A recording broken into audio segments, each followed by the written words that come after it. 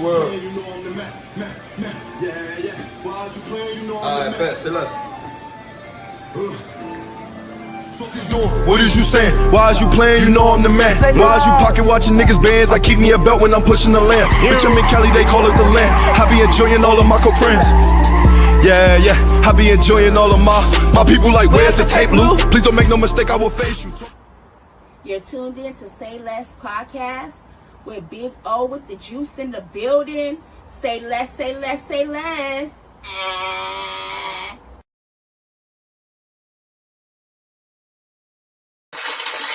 Yo, we back in this motherfucker. You know that. Big Luke. Fuck is you doing? What is you saying? Why is you playing? You know I'm the man. Yeah, you know, Fashion Mac is in the building. Say less, say less, say less.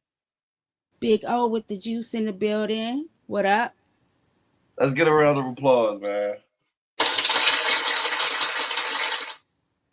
Yo, we got a lot to talk about, unfold tonight. It's been a long 24 hours. Yeah.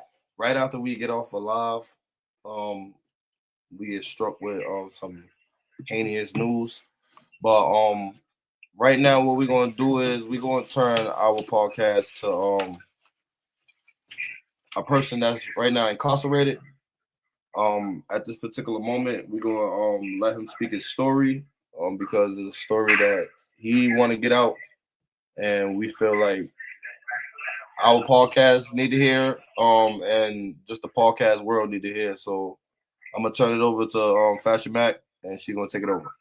Yo, Mark, you in the building? Yeah, I'm in the building. What's up? How y'all doing? You say how y'all doing? Can you hear him okay? Can you hear him okay? Can you hear him okay? How you doing? Can you hear him okay, oh? Yep. All right, say less, say less. So Mark, let's jump right into it.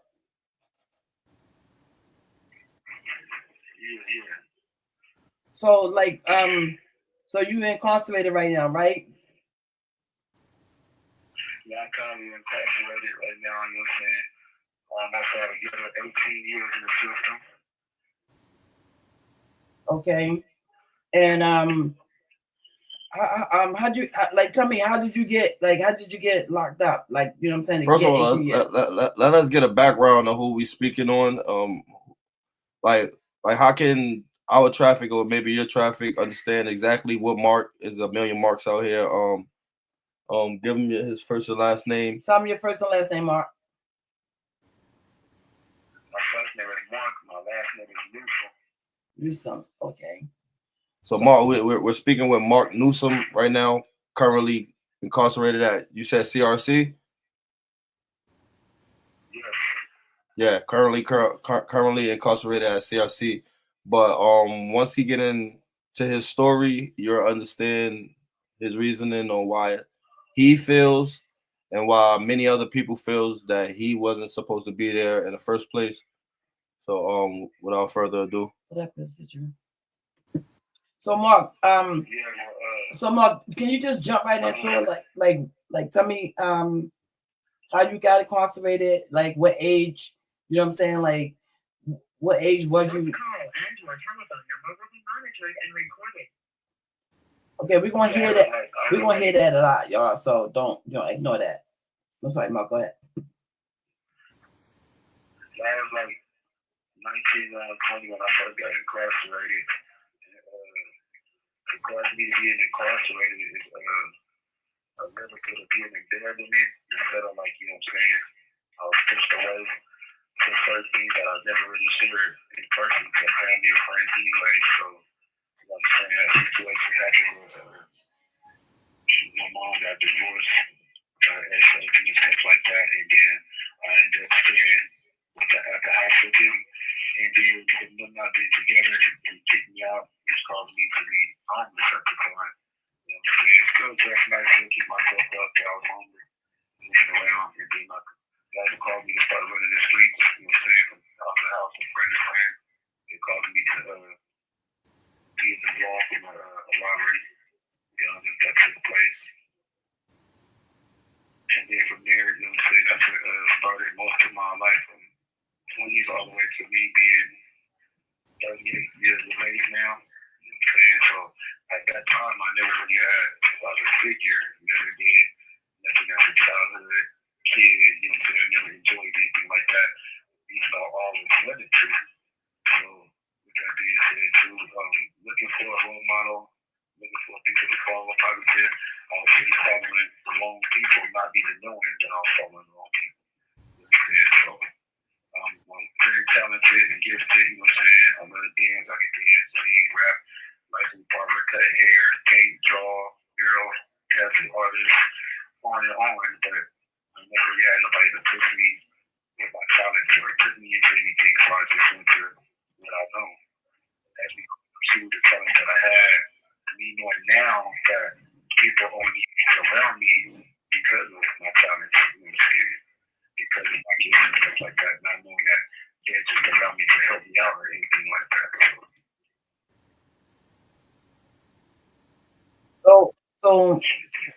So like, what was your childhood like though? That was like how I really felt. You know, I was abused a little bit by my so-called dad. I don't know if he got it going on in his life, you know, saying that his kid, but I just felt neglected a lot. I was always blamed for stuff like if something else happened and I didn't really do it, then I was blamed for it. You know, saying at times. Over at times when bad times, like let me for instance, it could be like my kitchen, we had weeks in the kitchen and stuff like that, you know what I'm saying? So I remember one time where I was done with my week in the kitchen and it was the next week we'll turn to the kitchen and then my dad would tell me, no, you go do that, so I'll be mad and go to the kitchen and that's getting hands put on just because of that. He got any deserved and I was so scared that people didn't know my dad at times where I used to didn't want to come back home from school. You know what I'm saying? Around him. Because I used to go to other places and then still get in trouble from not coming home at times. And then, you know, a lot of times, you know, I get to get in trouble for coming home late. But it became a pattern, even if he's there or not there, I always came in late because that was in my head that you know, he might be around. So, you know, I have a good family and stuff like that, too, brothers and sisters. I love a lot. They love me, but most of them to this day don't even know really, you know, how I really was dealing with it as a child and stuff with it, you know, because I grew up in the RC class, and, you know, I was called down the stupid retard at times and stuff like that, and that really triggered me, but I don't think they really felt or knew the impact of when I was called these names that it really did to me, you know what I'm saying? So as I got older and started being incarcerated, I kind of like raised myself as being a man. I had to learn myself how to be a man and what the definition of being a man is. So I went through all of it. I've been stabbed, you know what I'm saying? I've been in the riots, I've been in fights and all that stuff. You know what I'm saying? Hanging with the homies and all that. And from there, it was always triggering me about it. So I could be playing basketball in the court. Somebody can say something crooked to me, and it will trigger me back to what my dad used to call me or he used to say. And I used to walk up to the person like, you know what you just say? And they'd be looking at me like, man, I said this, and then I get off on them and start beating them up. And everybody will hold me down and hold me back, and I'm really like going crazy like a kid, like a tantrum. Like everybody wondering why you get so mad, like why you get so angry for that. And then I tell them, look at me crazy because I tell the kid like, man, look, you know, my dad, he said this to me and took me back to my childhood life, and all I heard was my dad's voice, so all I seen with him. So whatever people like I'm crazy, and this happened a lot of times, you know what I'm saying, where people say things and now I'm older, so I'm like, oh, I ain't about to let nobody else cross this line. So I drew a line myself, and I told myself, I'm not gonna let another name. I'm sorry to cut you off, but what was the trigger? What was the trigger that they said? For instance, when I was playing basketball, they say basketball stupid. You know what I'm saying? You retarded basketball over here, stuff like that. So as soon as they say that a word that he called, that triggered me. You know I got it now. So even being incarcerated, I had to understand and learn the life that I didn't want. You know what I'm saying? So there's times where I see commercials. and I see something that has to do with the father and the son, and I get emotional. Mm-hmm. That's what I want. I want it, and then I switch into angry mode right in the mirror. Just be angry. So I can hear somebody else having a conversation like, keep my hair, and I'll cut the hair for you. Or yeah, come to visit you, and they're like, oh, my son today. And when I hear that, I just be like, I isolate myself from me. I want to be around. But you said that you took you told me like you took a charge for someone else. Like, who is that someone else? And like, what they don't. What is their life like right now? And your life is in prison right now. So how can you explain that? Like, go a little further into that. Like you said, someone else who like. The person you took the charge for, yeah. Who is the person? Okay, well, that charge, that was ahead of time. That's when I was homeless at the time, and I was with the kids. Did your mother know that you was homeless? She didn't know at the time. Nobody didn't really know at the time, because a lot of stuff I just kept to myself. I made it where, take it to make it, basically. Sometimes I still kept myself hygiene, I still got clothes and different, but I didn't tell nobody, the treatment I was going through at the time. And I just held it in. It's a lot of anger and a lot of emotional, but when I'm out in the world, I just continue being me always. You know what I'm saying? And then I used to use my dancing to try to keep my mind, bothering me and thoughts. So I used to be dancing, stuff like that. That's when I met these the kid, Sammy County named Kevin Davis. And he became a little brother and stuff like that. And that's when I would teach him how to dance, teach him how to battle, teach him how to do a lot of moves. And he was good with my family, took him to the competition. You know what I'm saying? I done made all the clothes, airbrushed the clothes, jackets, shoes, matching. His first competition that he won was with me. He won first place. You know what I'm saying? My mom took us all to their competition one time, and then we were at a park one time as we snuck out, and we were dancing and practicing at a school. That's what it was. And then as we were leaving, you know what I'm saying? So like, let me cut you off for a minute. I'm sorry. So I'm trying to piggyback on, like, he was a good kid, right?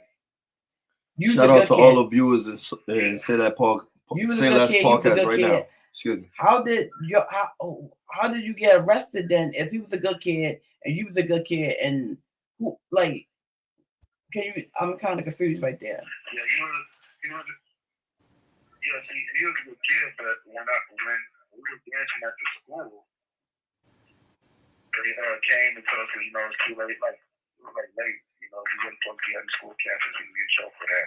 That's when they had him on the ground, telling us not to move and stuff like that. And then with the gun was on the ground, on the grass right there. And then that's when they was going to take him, but they didn't take him because I took the rest of the gun. Who is him? You talking about Davis? Yes, Davis. And he's also like the backup dancer for Beyonce. Yeah, he's a dancer for Beyonce now. Being on couple shows, Road Dance, Making Up Talent, those types of dances stuff. Because you have to think of Super Bowl performances and stuff like that. But that's where you're supposed to be at. Stuff like that, though. But yeah, that's where I'm really supposed to be at. You know what I'm saying? I'm not a hater and stuff like that, but it was my dream. You know what I'm saying? My dream is what he's living today. You know what I'm saying? And he didn't make it, but I took, that's how I took the rap for that gun, and I ended up going to jail. You have 60 seconds remaining. So the gun had a body on it? I don't know what it had. I didn't know what it had on it from now, but I prefer not to say right now, though. But correct. I did apply for it. Okay.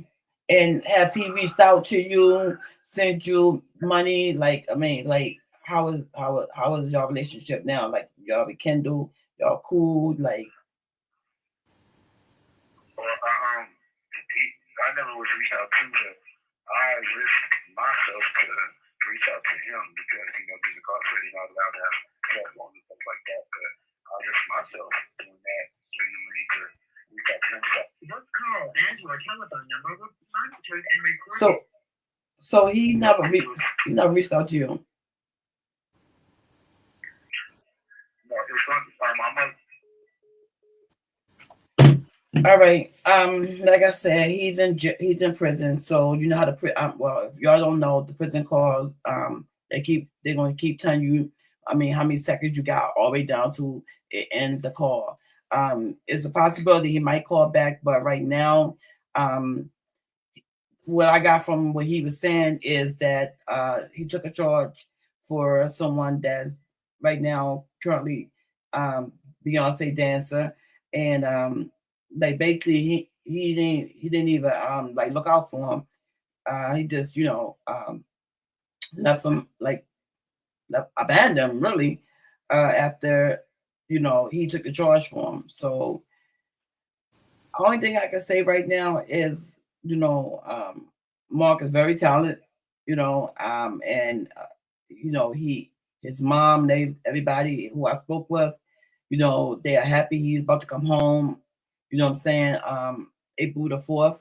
So he did his time, and hopefully, let's say the guy, Davis, let's say that he come out and help him out, get him on his feet, and you know what I'm saying, like make put him back on his feet and get him where he would like to be at in life. Because this is a sad situation. He was homeless when he was with the young guy, and the mother took him in when he got kicked out from the mother husband, the mother ex-husband.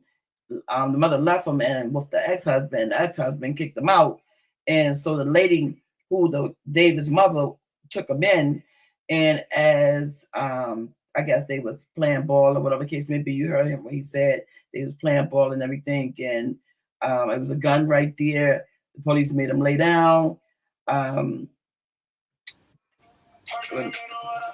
He's calling back now. Give me 1 sec. Again, welcome to SaylessPodcast. You have a prepaid call from.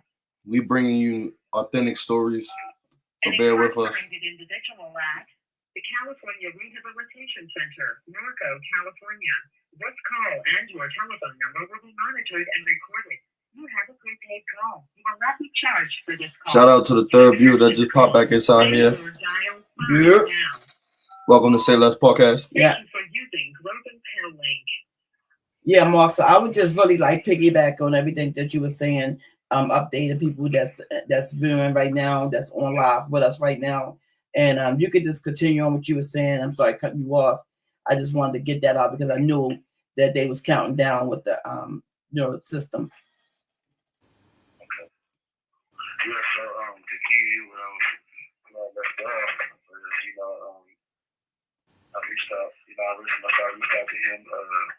You know what I'm saying? And I was really excited for him and stuff like that to tell people. A lot of people that know me from being incarcerated, stuff like that, a lot of people thought I was lying and stuff like that because it's still exciting just to tell the story, period. When you see somebody else, people like, man, look, man, you know what I'm saying? I saw him and this and that. You know what I'm saying? A lot of people, thought I was lying. You don't know him. I don't really care what people say. I was just really trying to contact, the beginners to see what's going on. So one time I reached out to him on the live, and this is what I did. So I know when you go on live, and most people that be on live have so many followers, they have blue checks on their, their things and stuff. So it's not easy to contact them. So when I see them go on live, I just started texting all type of stuff in the comments over and over and over till somebody would catch his attention. So when he seen me, he was surprised, and he put his hand over his face like, so then he added me to the live. When I got on live, I ran to going back to all the haters, and everyone was like, oh, you do know. And then then I'm like, man, what's up? What's up? And he's like, oh, what's up, man? I miss you. Love you. I ain't seeing a man.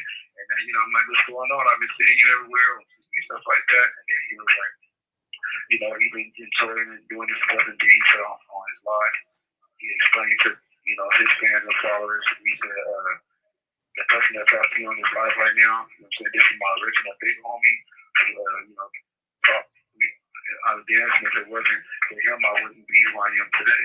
You know what I'm saying? And he, word for word, he was really out of the net, you know, he took this gun charge and stuff like that when I was a kid, and I could have, and then from there, you know, we talked with him, and he was like, how can I contact you?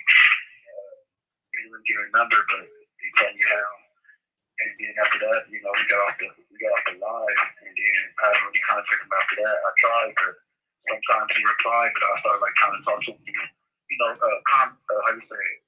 Messages, like, something. Like comments Yeah, and stuff like yeah. that. Mm-hmm. Like posts and stuff.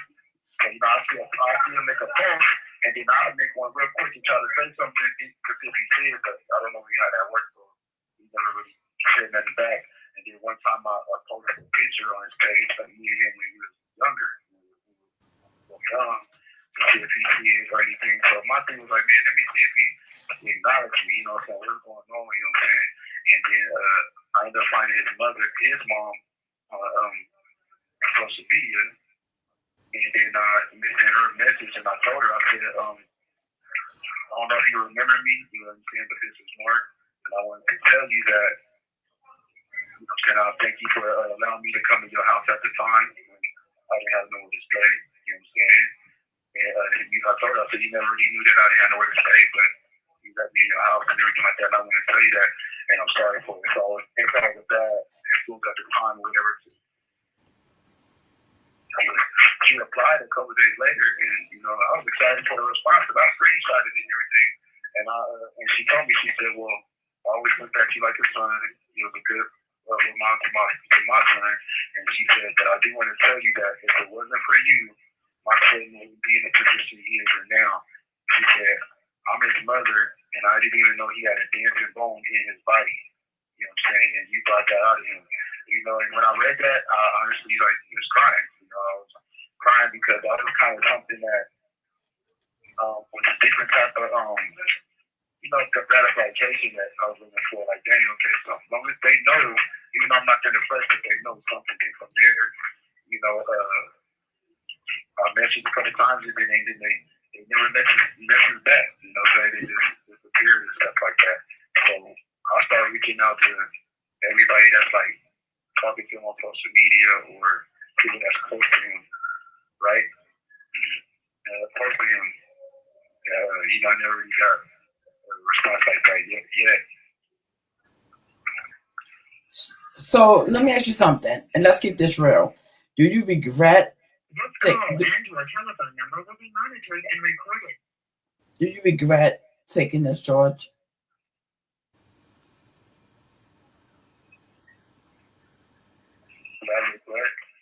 What I'm got incarcerated for? Yeah, like do you regret, like, you know what I'm saying? You right now you could be out.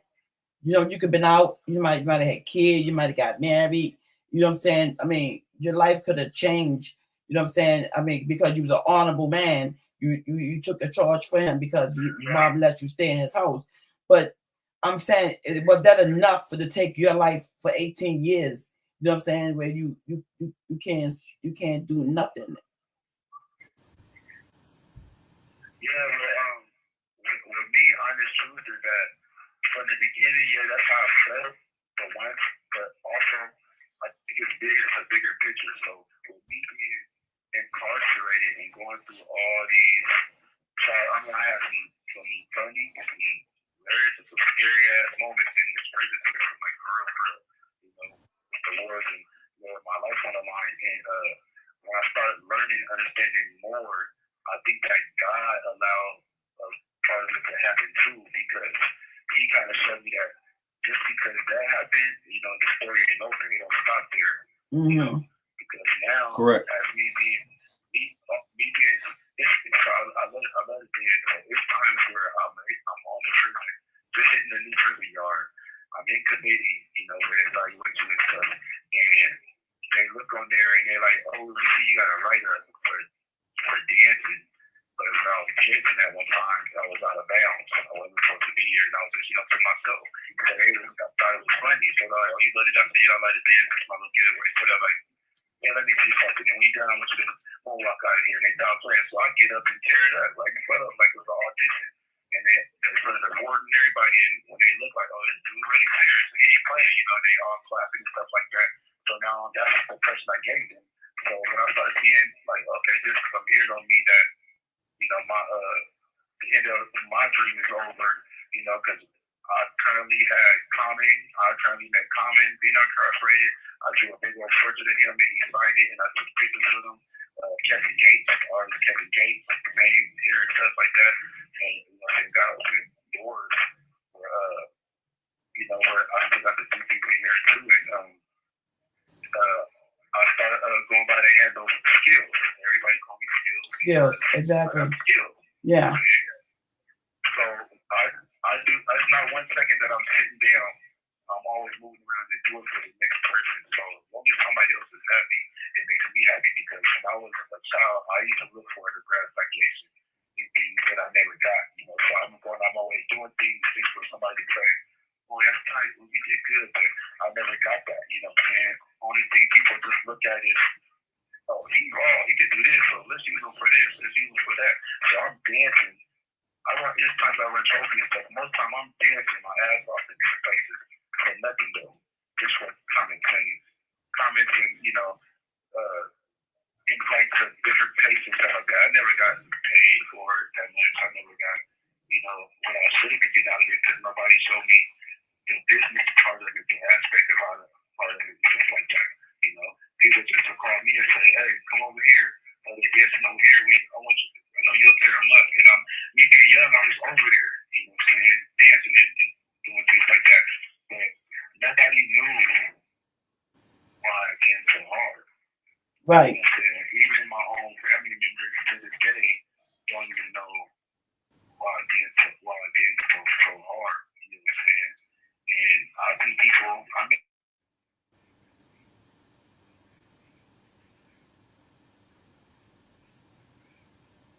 So I'm looking like that. It has to do something with God. You know what I'm saying? Because I'm natural gifted and I'm natural talented. I don't have to practice or work on it. I just do it. So I said, since I'm in this incarcerating system, I'm gonna do everything that I can do, all my talents and stuff up in here. Just like I'm out in the world, I'm not gonna stop. I don't care who say what about me, who think what about me. You know what I'm saying? Because I had a demeanor that was scary. I'm a 6'1", I'm a big healthy guy, handsome too as it is. You know what I'm saying? But everybody, I can fight my ass off. I can fight real good. You know what I'm saying?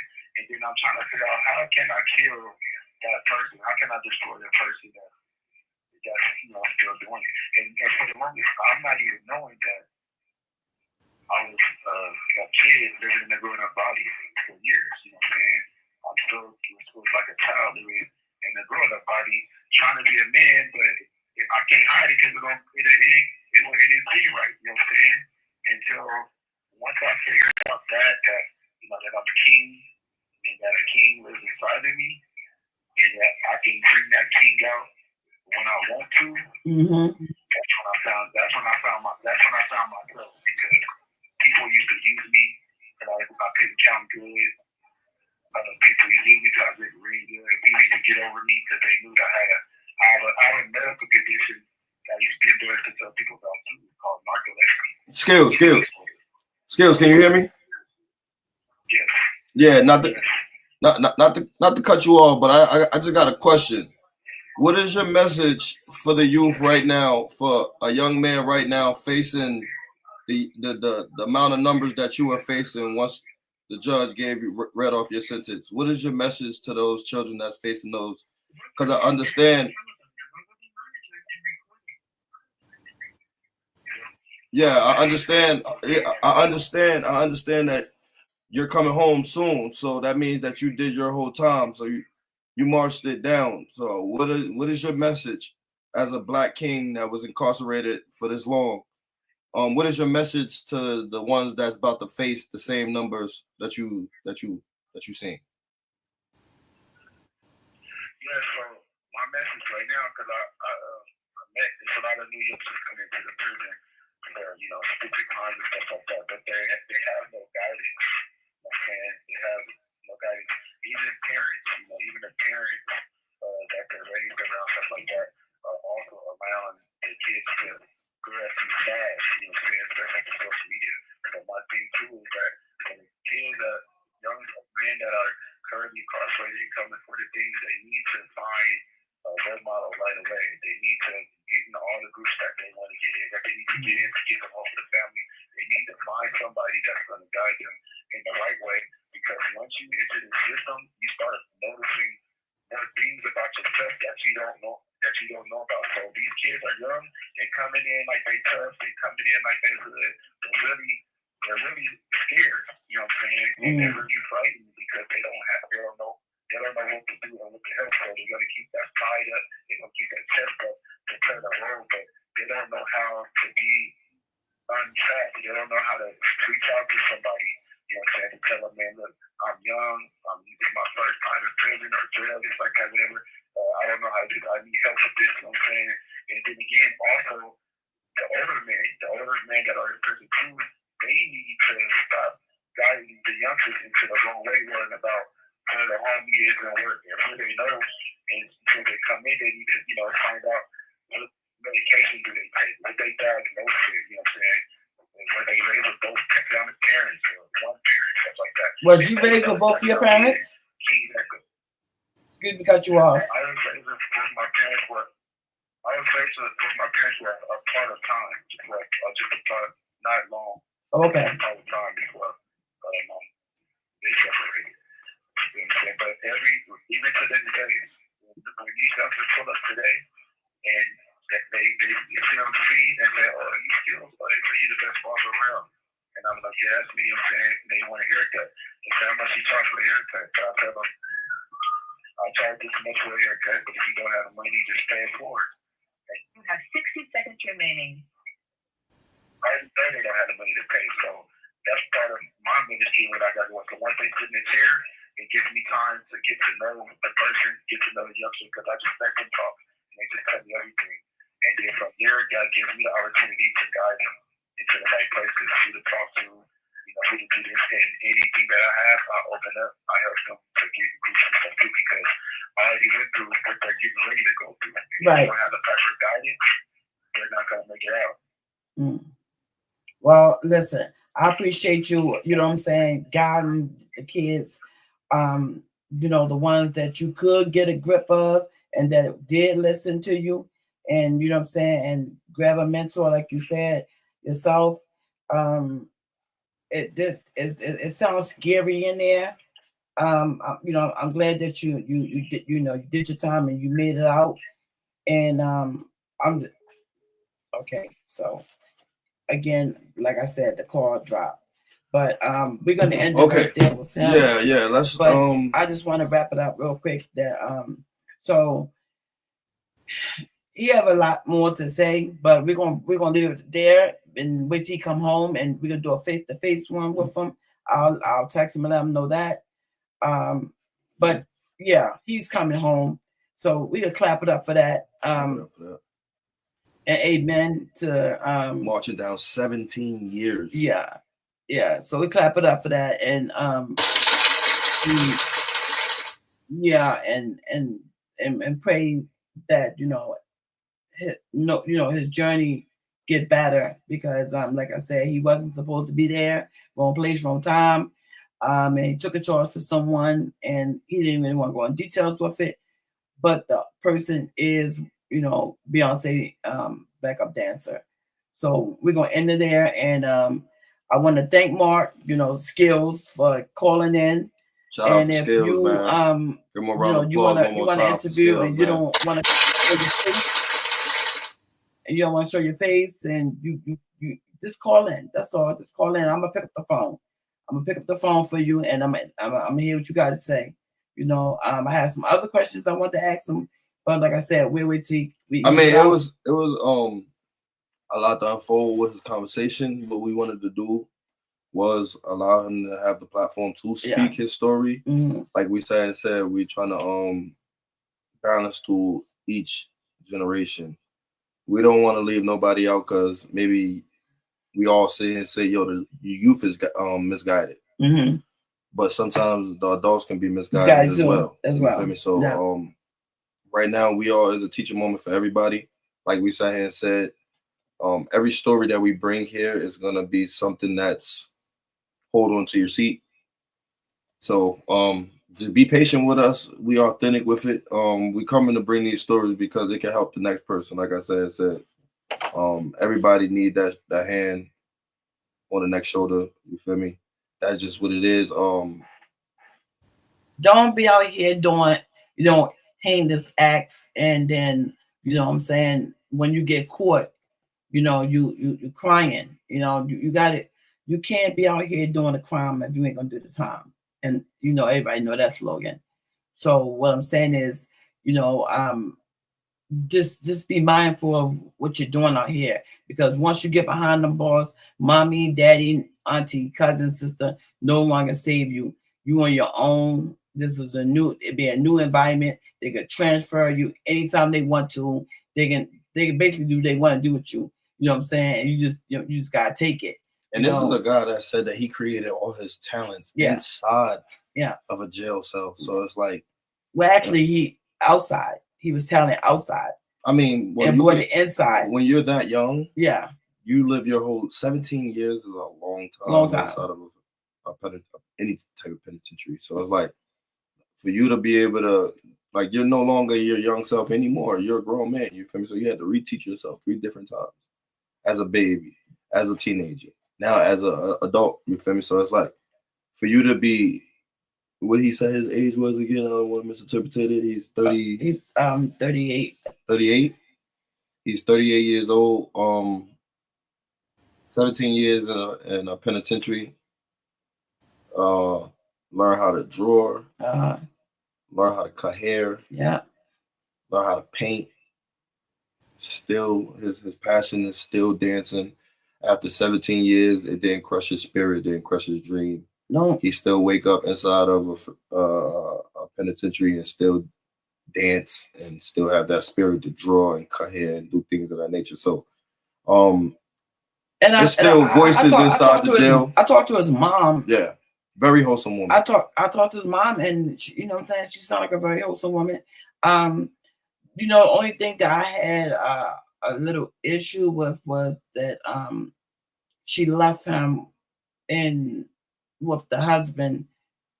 Maybe she was thinking that that he was gonna be okay with him, but he kicked him out and he was homeless.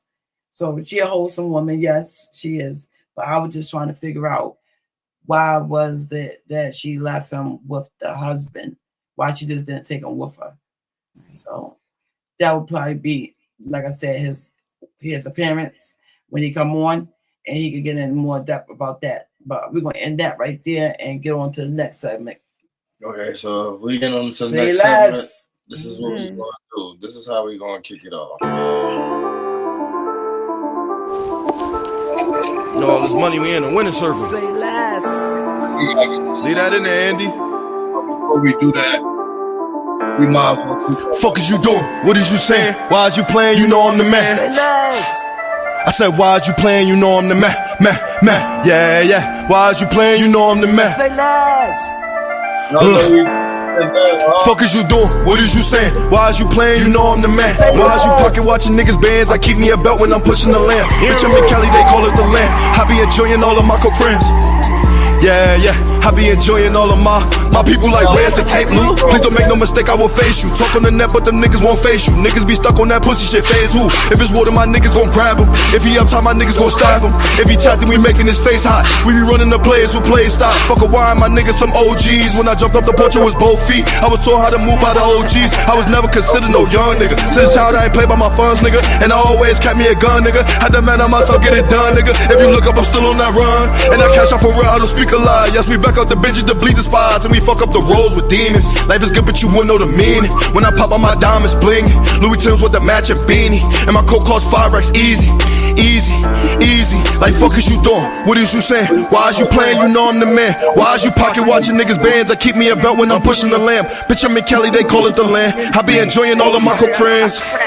Yeah, I be enjoying all of my. Like fuck is you doing? What is you saying? Why is you playing? You know I'm the man. Why is you pocket watching niggas bands? I keep me a belt when I'm pushing the lamb. Bitch, I'm in Cali, they call it the land. I be enjoying all of my coke friends. Yeah, I be enjoying all of my. Keep this shit in the winner circle. Hey, yo, I ain't gonna lie.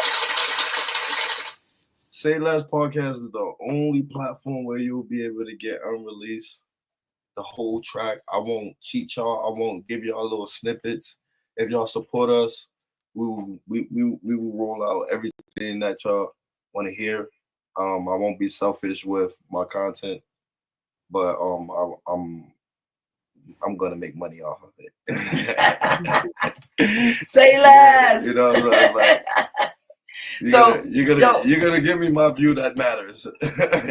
so like we didn't get the chance to. How y'all doing today? Mark jumped right in. So like that's how. I mean, that's just say less. You feel me? That's just say less. You feel me?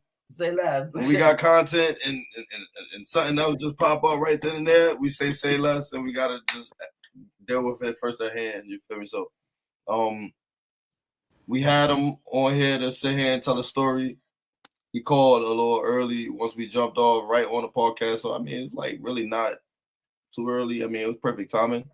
We glad that we'll be able to get his story out and his message to the youth.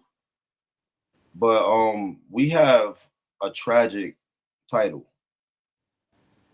for today's podcast. So yesterday, y'all know that we rolled out with the first episode of SaylessPodcast. So in the midst of that, we're dealing with the content that we brought up and we created. But in the midst of us having our podcast, we learned that a guy named Lil Ronnie, aka what's his proper name? His proper name is Chucky Smith.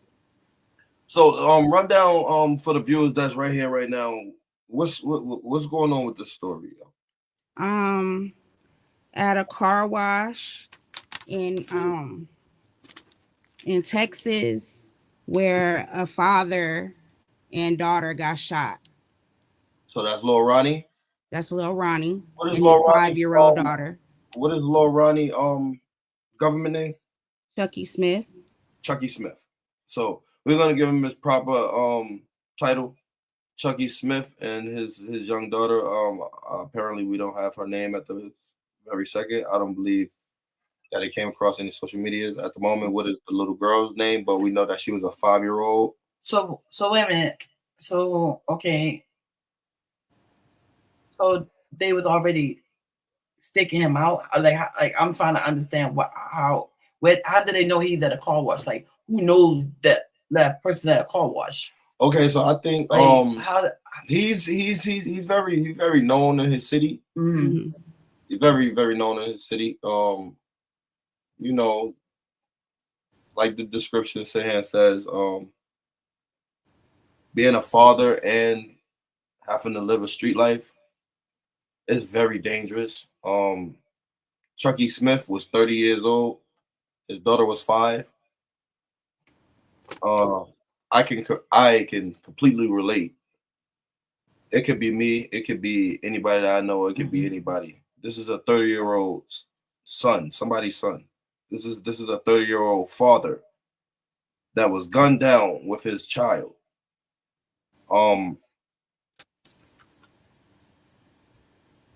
There's no way that you will be able to explain this to me as any type of like street guy, how this is okay. It used to be a code. It used to be a code. Where you see a grandmother, a mother, an aunt, a child. You Oh, give them a pass. Yeah, you give them a pass. It's not this no more. What we're witnessing nowadays is complete envy. For you to know that this man has his daughter with him is like it don't like I'm trying to explain. I'm kind of like baffled with the story because like it's kind of like me. Whatever they robbed him before. This is a couple years ago. He got he ran into a little situation. Yeah, they was trying to base it off of some dice game or something like that. Some dude CJ Casino that he had problems with back in the day. Say it again. Supposedly another rapper, CJ Casino, had beef with Little Ronnie back in the day. Okay. So I guess that led to him getting his chain or his jewelry stolen from him. But he said that he had nothing to do with the shooting as far as that's concerned, because he don't do that when it comes to kids. So he said they are limits. I'm going to say I don't care what he done. If he did anything to anyone, he's with his 5-year-old kid. He was supposed to get a pass, man. He was supposed to get a pass. That little girl do not supposed to be dead. My heart goes out to the mother, and I'm baffled because like it's a lot of kids dying. To the shooter, you are a clown ball. Yeah, a clown ball. Yeah. You're a clown ball. There was 2 shooters that hopped out. You said it was 2 shooters. Yeah, it was 2. It was just 2 hitters that just shot straight to him. We're gonna get into everything right now. What we're doing is just giving our input on this heinous act right here. Like for me that's like me at a gas station or a car wash with my child, with my 5-year-old, and 2 guys just run up with guns and just gun me down and gun my child down. Like it's that much hate. Like I bet I know street stuff is street stuff. So wherever it go down, that is gonna go down. You feel me? You can't give a person no pass. You can't give them no second breath. You give them that, you gonna lack. They're gonna catch you. I understand that, but this is what I mean when I say people don't have life within their body no more. They don't see life no more once they start doing things of that nature. You feel me? So it's like I really don't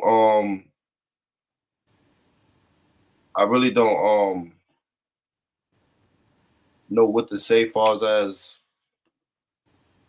20 shots. 20 confirmed shots. Okay, can I see the video? Please. Let's pull up the video real quick. Please. And we're gonna dive deeper more into what we really want to sit here and say, because this is it's baffling to hear. I feel so sorry for the mom. Yeah, it's baffling to hear. So let me pull this up real quick so everybody can understand exactly what we're speaking on right now. To the family members, our condolences here from SaylessPodcast. This is not it. No. A 30-year-old man and his 5-year-old daughter were murdered at a car wash in the Fort Worth suburb of Forest Hill. At this point, it appears to be a targeted shooting, and police are looking for 2 gunmen. Dozens of evidence markers show where the gunfire erupted today at the car wash on I-20 at Forest Hill Drive. A 30-year-old rapper and his young daughter were both killed. Fox 4's Peyton Yeager is in Forest Hill with the update from police on their investigation. Peyton.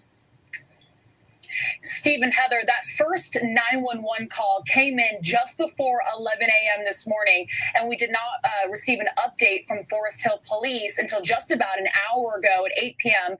They now tell us police have identified at least one of the suspects and have issued a capital murder warrant.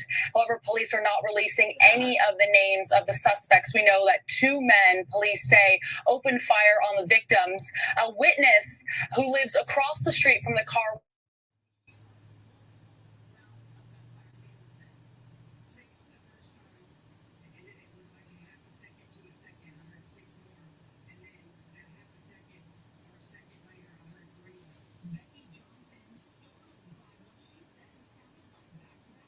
fire. A deadly daylight at a car wash off Forest Hill Drive and Interstate 20. I could see people filling for their cars. Johnson watching customers take cover behind their own vehicles. Forest Hill police say 2 men got out of a Kia, approached the victim's car, and opened fire. Sky 4 video shows dozens of evidence markers around a maroon Challenger. Also, a vacuum still laying in the front seat.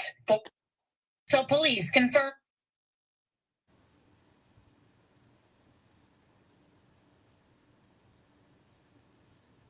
So the shooters are still out. Yes. Is that what they're saying? Yes. Yeah, we want to send our condolences to that 5-year-old little girl. She wasn't able to live her life. So these shooters knew that little girl was in that car. They knew.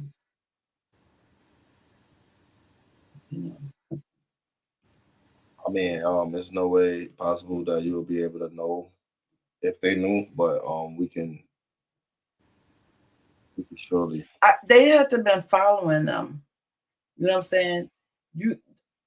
It's sad. It's sad. It's sad. It's a sad story to the little girl is not like in a baby car seat where you couldn't see. She's a 5-year-old. Like I can see my 5-year-old. I can see my 5-year-old grandchild. Guys, you want to get great? Huh?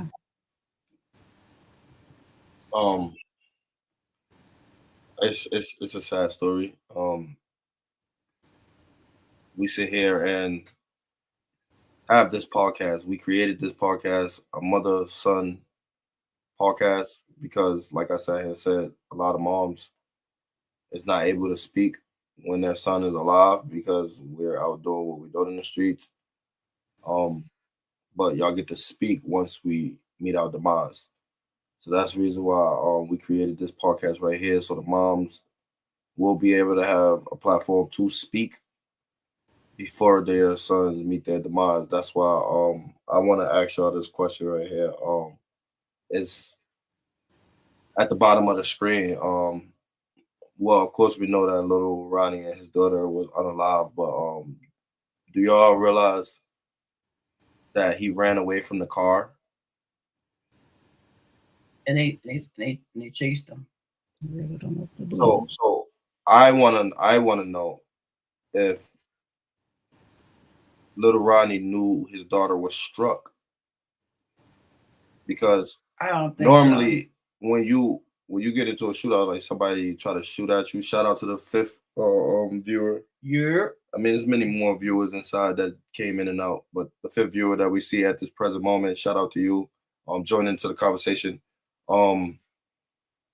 As we looked at the video, we're gonna put the other video up as well, so y'all can see exactly what we was seeing me and O behind the scenes while we were sitting here uncovering this crime, this heinous act. Let's just put it at that. This heinous act. He ran away from the car, and me and O was trying to decipher whether he was trying to protect his daughter. But normally, why didn't you just I asked O why he just didn't just jump inside the car and just pull off and get out of there. It would have ended tragedy anyway. I want to ask y'all, do y'all think him running away from the car was him thinking that she was still alive and she will be okay away from the gunfire? Or what was the reason for running away from the car? If I'm gonna die, I'm gonna die with my child in my arms. Maybe he was running. I don't know. I'm just pissed off. If the first shot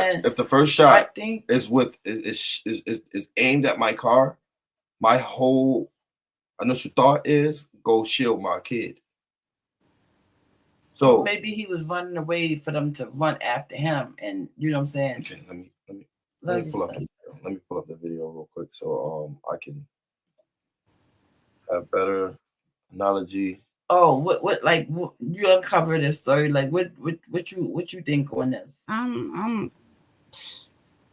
The way how the scene is and how he's laid out there, I felt like he was trying to protect his daughter.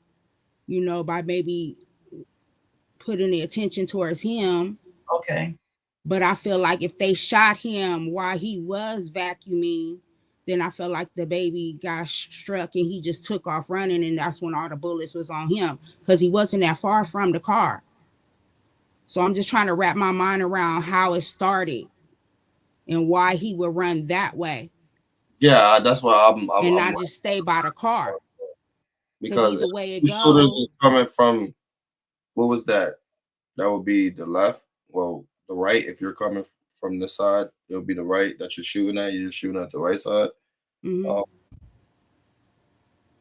Why would you take off running going toward the left? Then you see another shooter, and then you double back. Like when you in something, you gotta do is you've never used samples.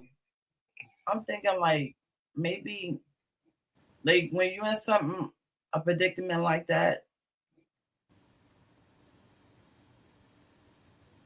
you don't get a chance to think, really. No. It's a split second. You don't get a chance to think. So we probably thought was his daughter it was okay. Mm-hmm. That if he ran away from the car, then his daughter's okay. Not knowing that they shot up the car when the daughter got hit multiple times. Yeah. So I mean, that's what it seems like, right? Oh, yeah, that's what it makes sense. They shot at the car first. You had to know that at that moment that she was gone, so you took off running to try to save your life. Yeah, so that's what I'm trying to figure out. So you think he knew the baby was dead? I'm trying to figure out if he did or not. Because I'm just saying if you're vacuuming, what is that, a Charlie? That's a Charlie? Mm-hmm. Okay, you're vacuuming out a Challenger. It's a coupe. So yes, it's a 4-seater, but it's a coupe. So obviously the driver's seat, you can see it's not up. Y'all see what I'm saying? I'm about to put the video up on screen right now. I know y'all looking at like, what is Luke saying talking about right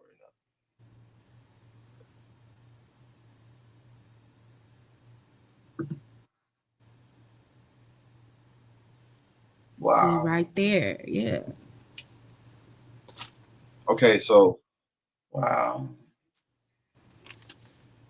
Right here is where it started at, right?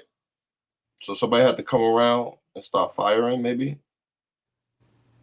Instruct the girl. So if somebody's right here and they start firing, right, your best bet is to jump in the car, back up, and get up out of there, right? Correct.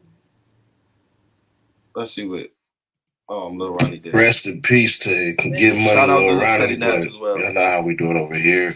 We're gonna show some of the scenes and everything like that, and then I'm gonna give y'all what I believe happened as far as how it all happened, because pictures are worth 1,000 words. Let's go. People are dead after a shooting at a car wash in Forest Hill, just outside of Fort Worth. Now, this is a scene that is still very active at this point, as dozens have come to see it unfold. Fox 4's Alex Boyer joins me now with the latest on this. Let's.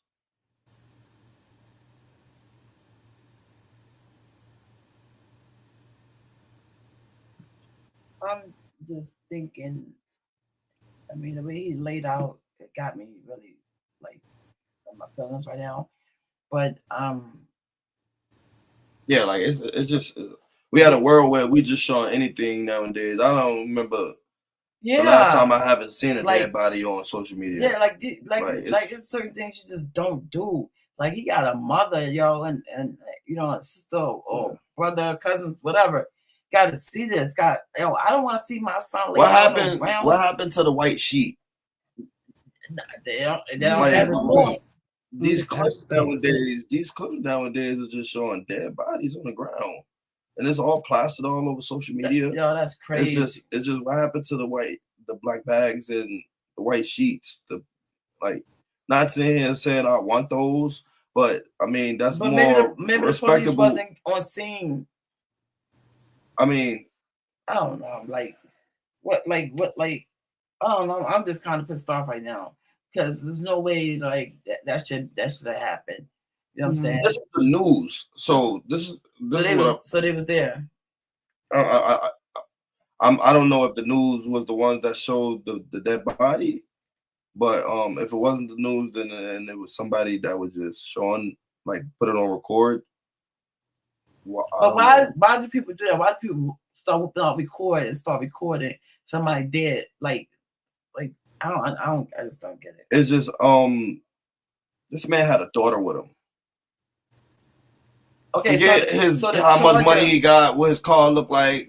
Like let's talk about it for real. Forget what this man has. So the charges do seem a little high. So maybe they didn't know that the baby was in the car. Now that I'm looking at it, maybe they didn't know the baby was in the car. I was scrolling through social media and I ran into a guy named Jay Breezy. Mm-hmm. He had some words to say about this situation. I wanted to play it for a second. Give me a second. Like, I'm trying to catch whoever it is you trying to catch, nigga. When you see them kids, bro, man, let that shit go. Bro. That's another day, another time, another place for that shit, bro. Man, you niggas be wildin' with that shit, bro. Just saying though, like, you feel me? For instance, like, God forbid, even if it was me, bro, if a nigga ever got up with Breezy, man, if you see my kids, bro, I'll respect you more to fuck me over and don't do shit to my kids. You feel me? Like, bro, you niggas be wildin' when it comes to them babies, boy. You niggas bitches, but there ain't nothing street about that. He's hungry.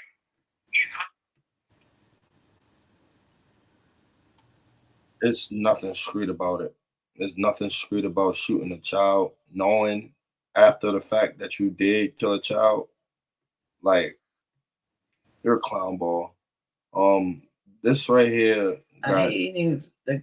Both of them needed the death penalty. Both.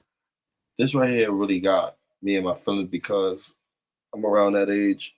I have a daughter that's around that age. He supposed to got a pass, man. He supposed to got a pass.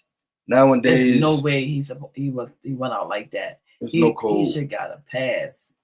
There's no code to live by. There's no way he should got a pass. I feel sorry for the mother.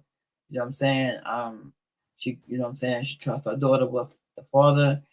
I don't think that day she thought that's the last time she gonna see her baby. I really don't think that. All I'm just trying to think is, like, you're a father, right? But you're also a street guy. You're on social media because you're popping in your city and you know people. The same thing with, like, Young Dolph, you feel me? Young Dolph, you're Young Dolph. You ride around your whole North Memphis or Memphis. I don't know if it was South Memphis or North Memphis, wherever he was at. But you ride around Memphis in camouflage vehicles. They know exactly what your vehicle look like. So when you pull around these certain places, now people don't have that money to get a $60,000 Charger.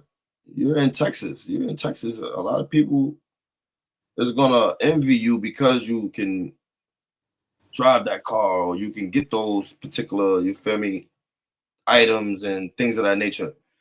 So it's like, if you have your child with you, why put your child in that car that you know that you're flaunting off or that you're putting through social media or that everybody know for a fact? What does it matter what car he put his kid in? It does because the safety behind it. No. You can put your car. You can put your.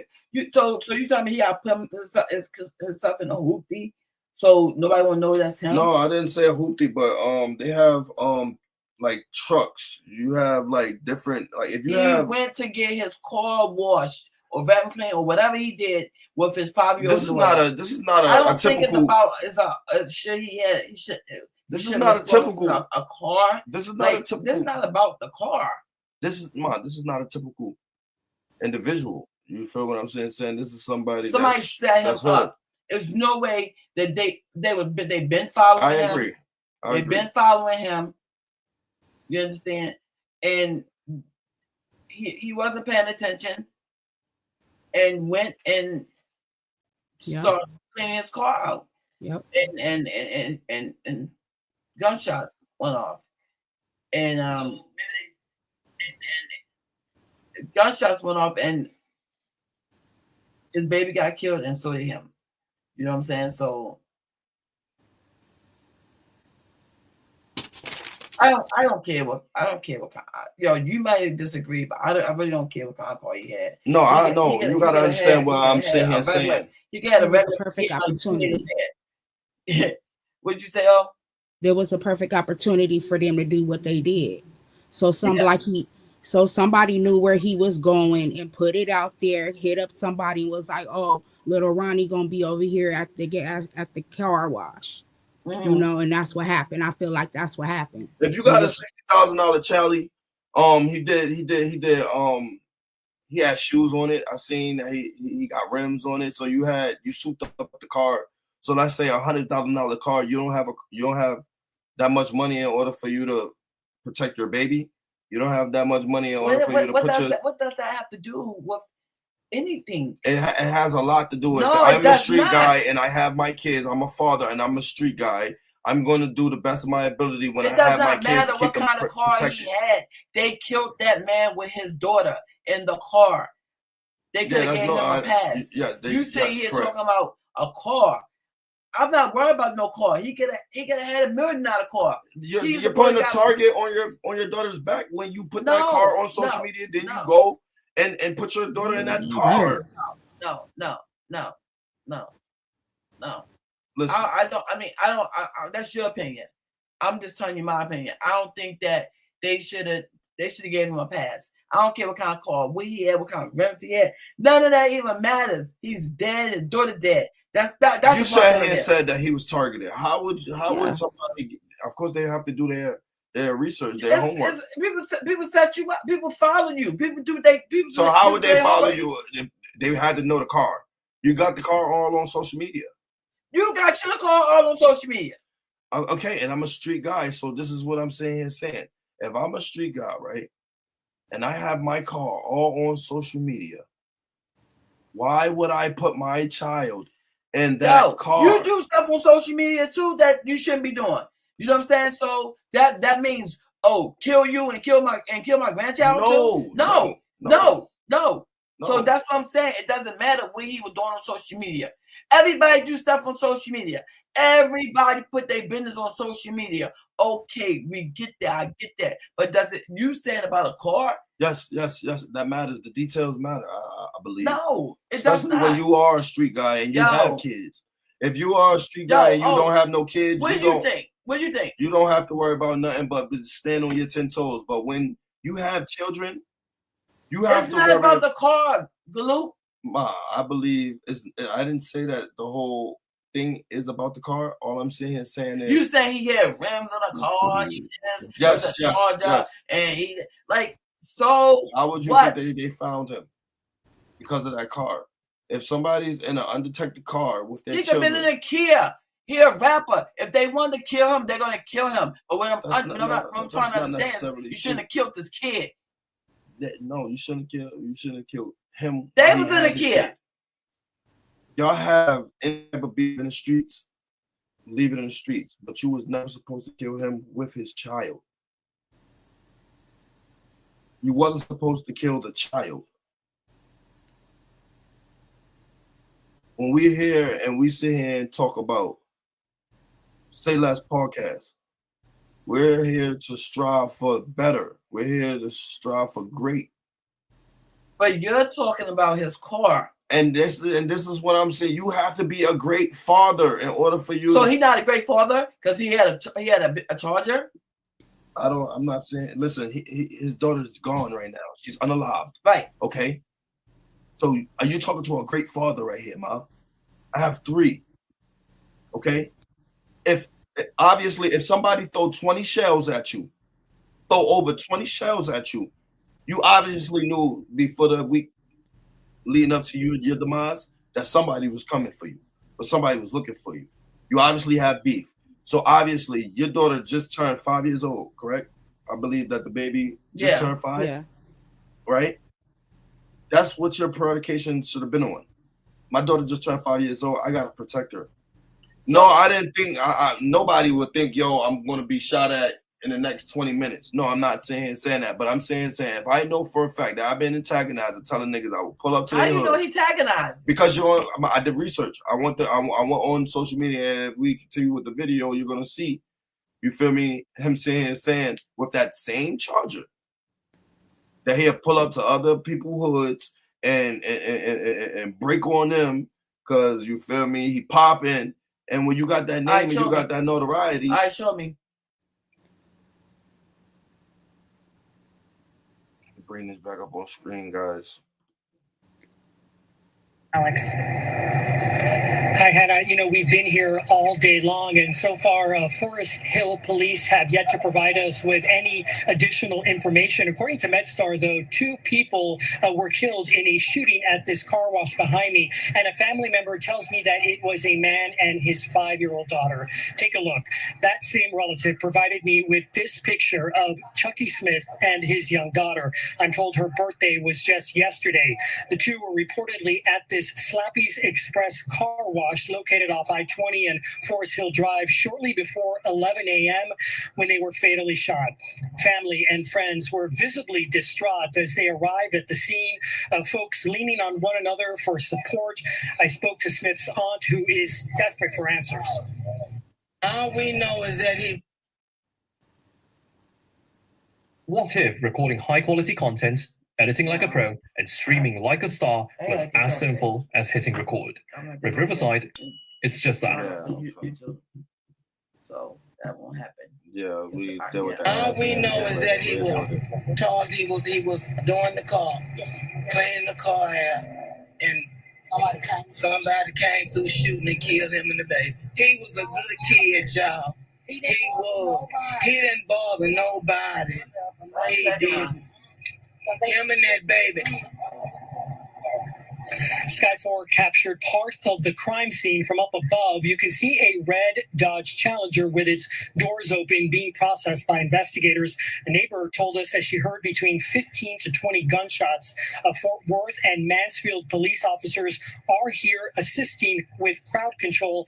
And at this point, again, we have limited information from Forest Hill Police. The police chief told us briefly by phone that this was still very much an active scene and that he would be putting out a press release later on. We're still waiting for that. So at this point, we don't know if they have any persons of interest, anybody in custody, or a motive for this deadly encounter.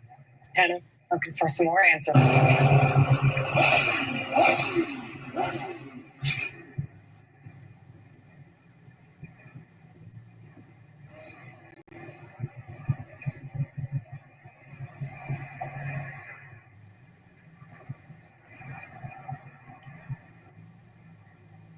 This is crazy.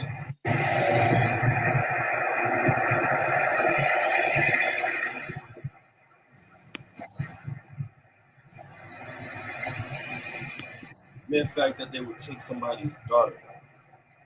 It's insane. No, but I'm trying to get the video where you said that he was terrorizing. What is it? This is no show. Okay. Shout out to Seti Nash for the video. Great job of enlightenment on the story as well. Yeah, shout out. And shout out to the new business that came in. Yeah, shout out to the new viewer.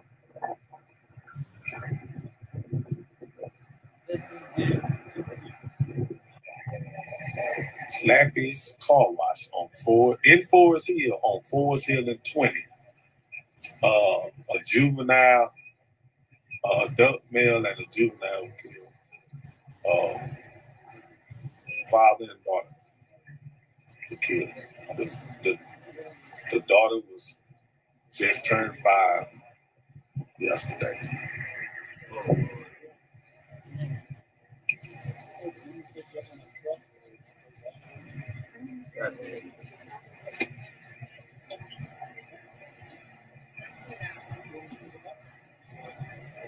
That poor baby.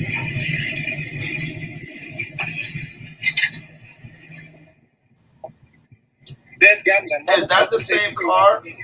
Today we go. No. That's not the same car? It's a purple. Okay, so that wasn't the same car. So let me correct myself. That wasn't the same car. But this is still a video of you antagonizing. So that goes to say, it proves your point. that the car didn't matter. I don't know too much of what Lil Ronnie have going on inside his hood or that's what Ronnie right there, right? Yeah. I spin pen video, please. Purple on motherfucking purple, letting you know what city I might be in. Name your city, tag your city, name one of them niggas in your city. I ain't broke. Houston, they know about me at 281 Studios, Tyler, Texas, Ask T. Jones, Beaumont, White House. Ask them about me, Lil Pig. I will humble you, boy, literally. But where else? Longview. They know about me on Mobley Street. Monk, you ain't even got an ass. But Abby's and motherfucking Galveston tanks, nigga, they know about me, literally. Yeah, name some places I ain't been to though. Literally. Put your motherfucking city in the motherfucking comments. Tag one of these niggas who think is even fuck with me, and literally I'm gonna pull up and break one of them niggas while I'm on drink. Purple at that top. Literally.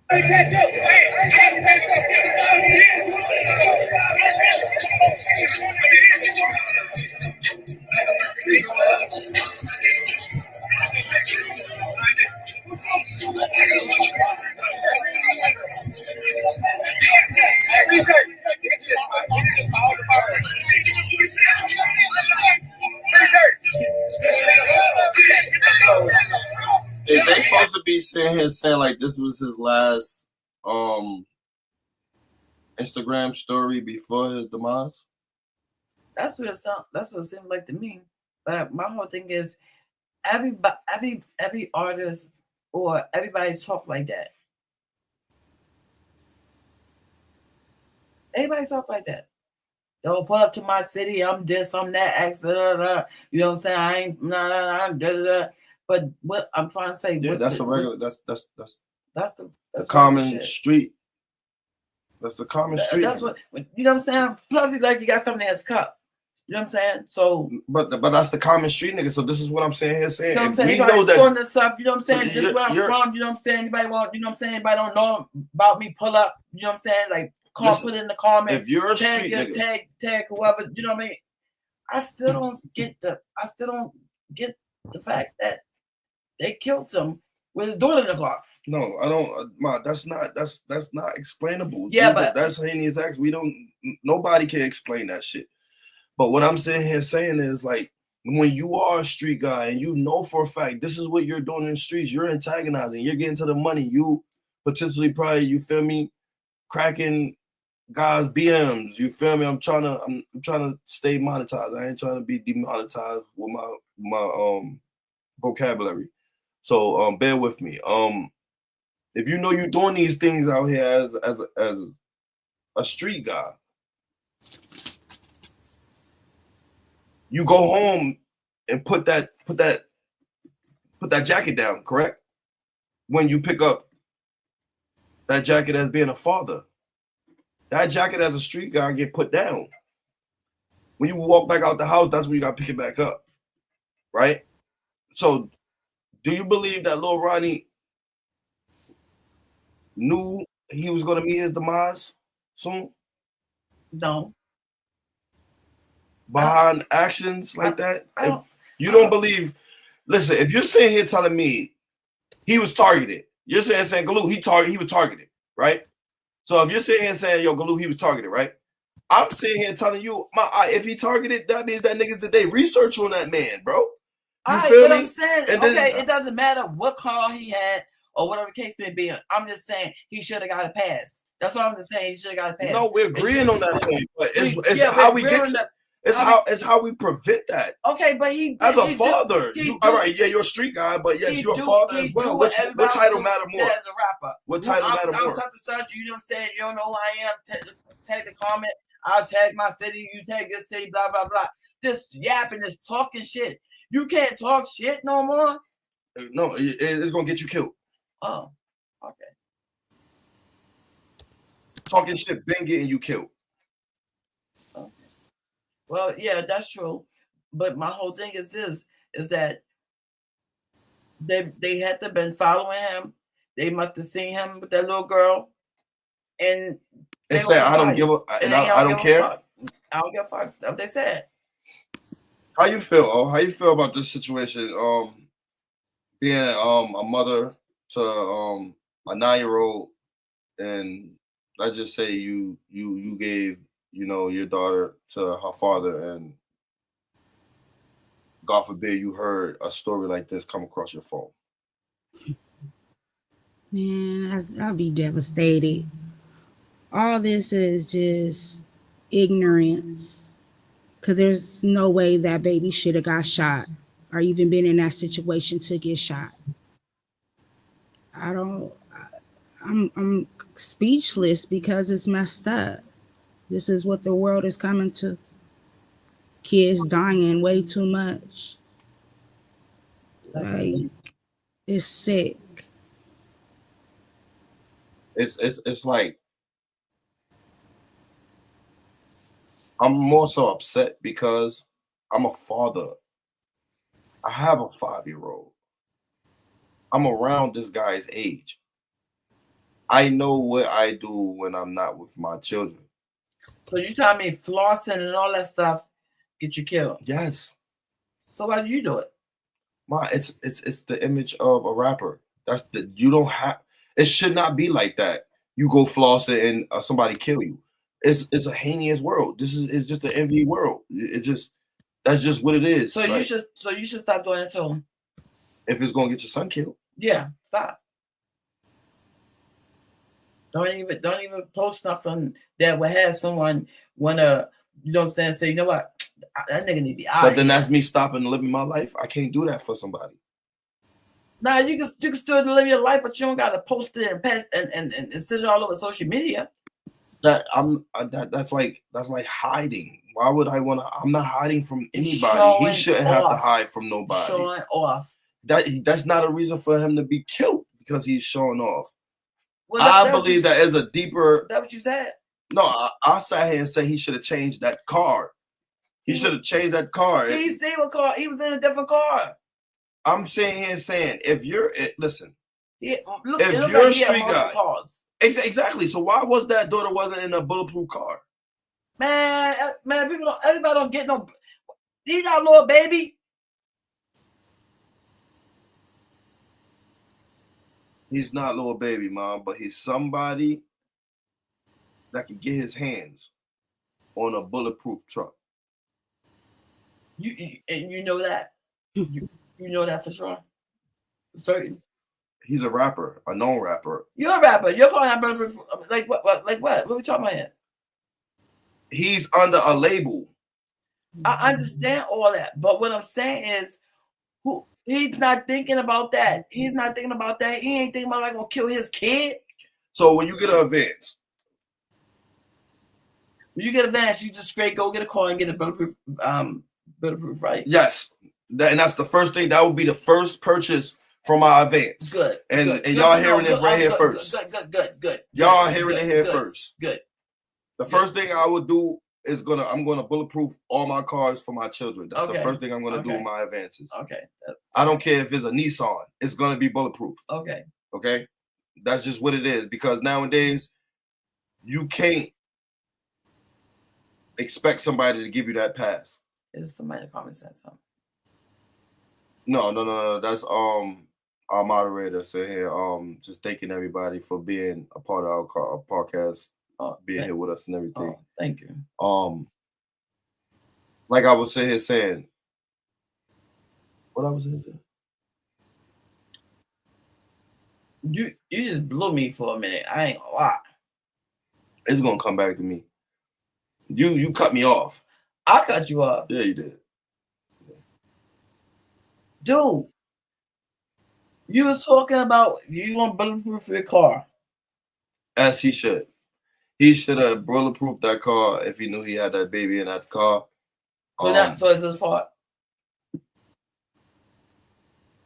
I don't say that it's his fault, but when you're a street guy and you know you probably did something to somebody or somebody want to do something to you. But suppose he didn't know somebody want to do something to him. It could, man. You talk about ifs. This is somebody that's in the streets, probably did some. He got his jury robbed. This is not all. We're not digging all the way deep into the story into what he possibly done did. So we don't know what this guy possibly done did. We don't know who he's around, and they probably done did something to somebody or whatever the case may be. You feel me? We don't know this. We don't know We got to do more research. So why bring the story up then if you ain't do the research? It just knew the guy just got unalive yesterday. Okay, and today all the business is out. His whole body is out. Everything is out. It's out. But this is what I'm saying. We're gonna have more conversation on this because it's just rolling out now. All I'm just trying to have you understand is if I'm your son, I'm around that age, and you have a grandchild that's around that age. Imagine somebody call you and tell you that. I'm gonna flip the fuck out. I ain't gonna lie. Okay. So, but at some point, as the adult, as the father, you gotta prepare better. You just have to. If you know you gotta keep a gun on you at all times, you have to prepare better when you have your family members around you. You have to prepare better in protecting your people because you know that they're easily harmed. But he just thought he was if they can't get next to you. He was just going to get his car washed with his daughter. So he should have had his gun on him then and volume back. Like, I mean, what you saying? I'm sitting here saying in that video that we see, well, we ain't put that one up yet. We're going to still get that video up because that's the video of him actually. Let me just get to that video right now of him, of the situation at hand itself. How he got unalived. Rest in peace to Lil Ronnie again. Rest in peace. Sleep in peace.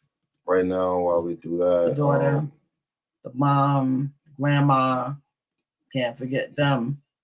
The friend, the family, let our little girl, our little friends, our little schoolmates.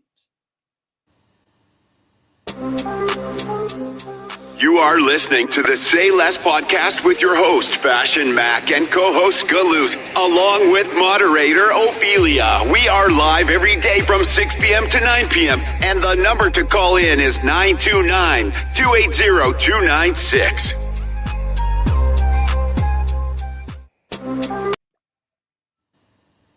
Okay, y'all got the number. How to get in contact with the podcast if y'all want to call in like they did and get your own, give us your own input. Right now I'm trying to get the video up right now so we'll be able to see it. Again, this is hard. This is hard to watch. This is hard to believe that this is what's going on with our world. Our babies are not safe. No, they're not. Girl, boy, it don't matter. Our babies are not safe. Us as parents got to do a better job of protecting these babies. These babies cannot fend for themselves, especially around this age. They look for us to be their protectors, and he couldn't protect his daughter at this moment. Crushing situation. So right here is the video of exactly what I'm explaining. As you can see from the far side, two shooters jump out. He start running off. So let me bring this back.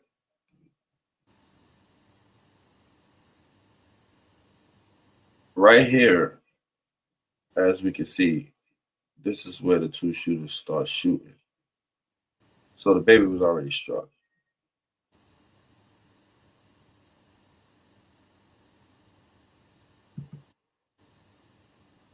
Again, shout out to Seti Nash. This is the third time I shouted him out because we are using his videos. Shout out to him.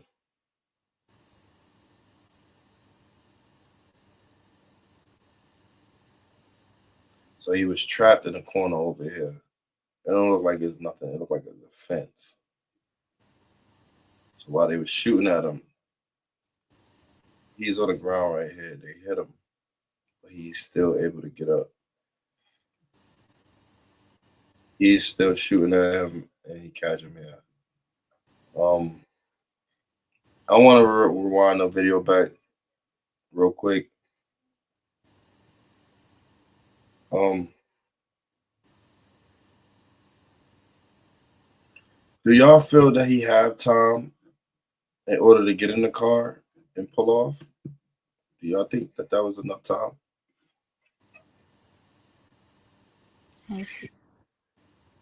Once gunfire go off, you feel me? You got to think quick, and your first thought is normally what your reaction is going to be. Right.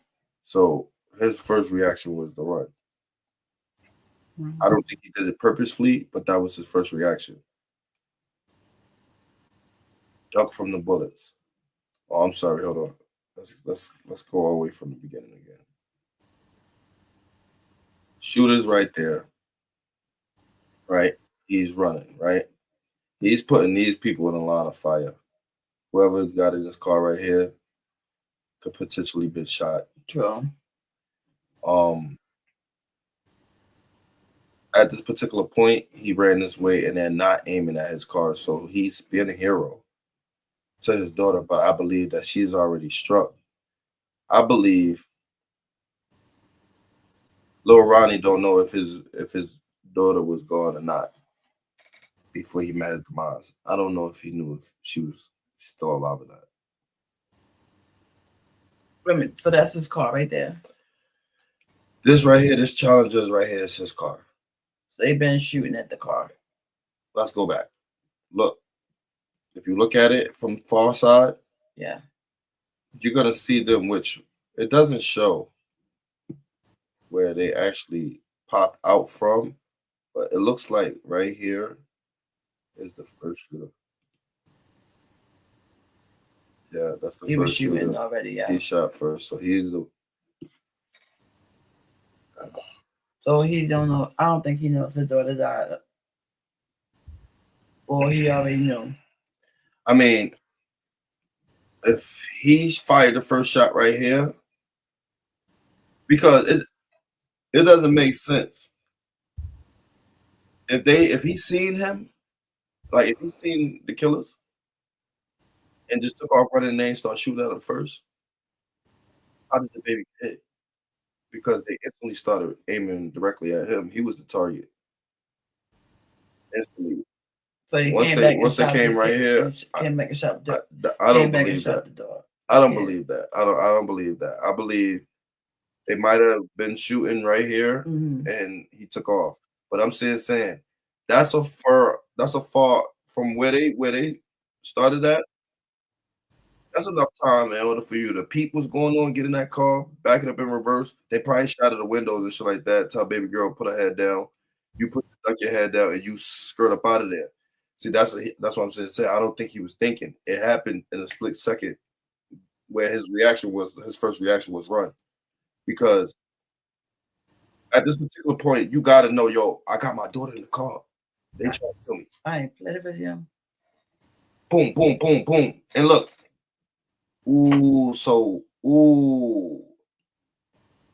I'm thinking as he's running this way, he's turning this way. So I don't know.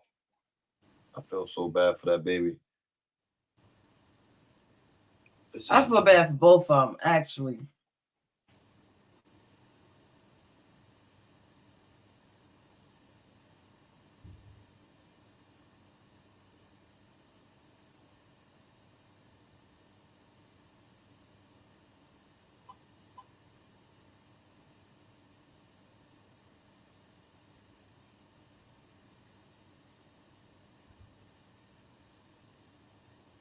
They ran back and got a kid.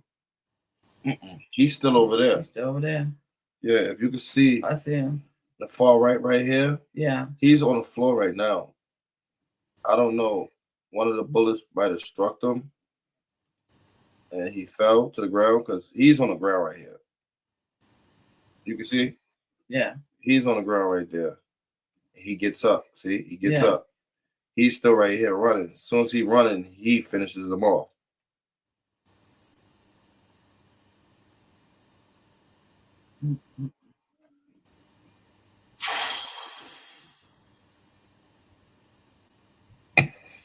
So I know I'm not supposed to come on.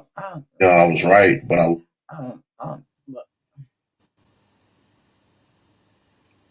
I'm speechless. I'm speechless. This whole thing got me really like pissed off. Cause even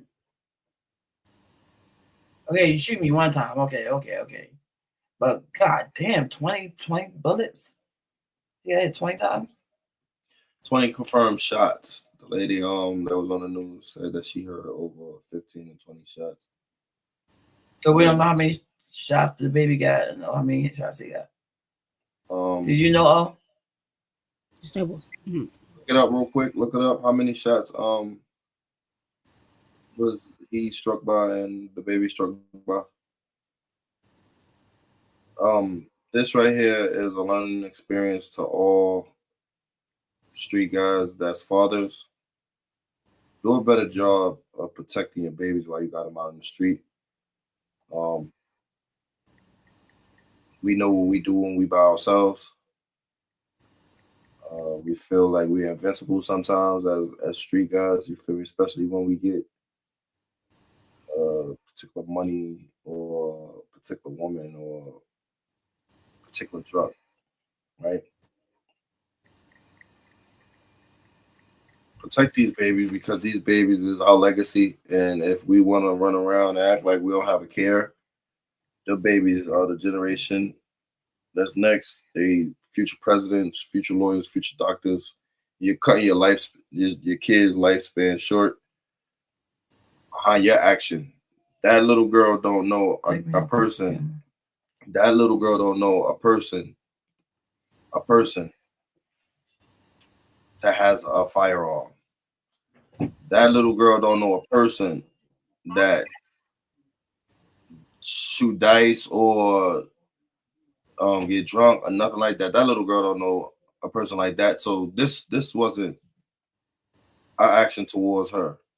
This little girl still was supposed to be able to live her life, do the fun things that she liked to do.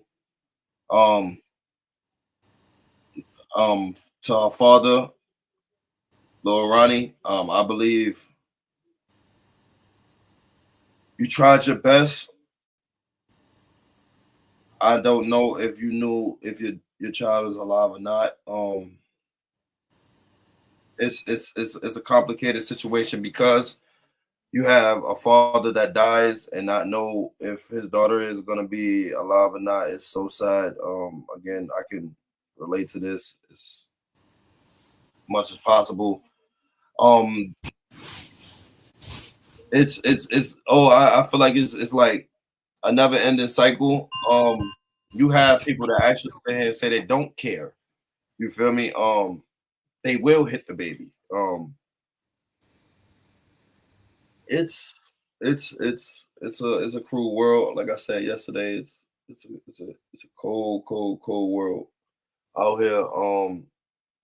Again, we wasn't expecting to hear this story. Breaking news. After our podcast yesterday, but we had to come on today and speak on this situation because this situation right here is so sad. Our hearts and our podcast goes out to the family. You're a mom. Oh, you're a mom. This can be any one of our child that we're speaking on right now.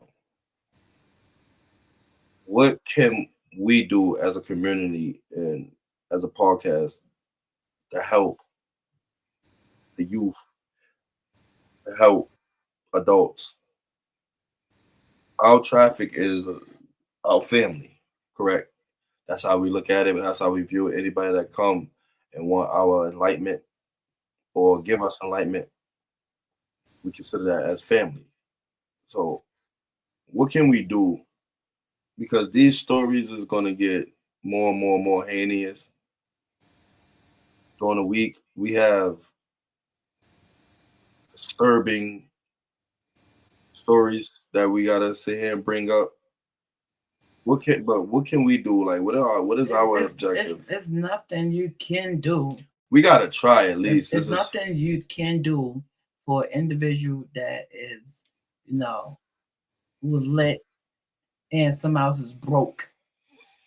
They're broke, they're mad, and they want your life.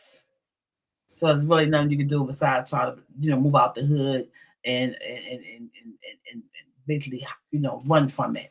You know what I'm saying? And that's basically what you can do. Just move your family. You know what I'm saying? Even your mother.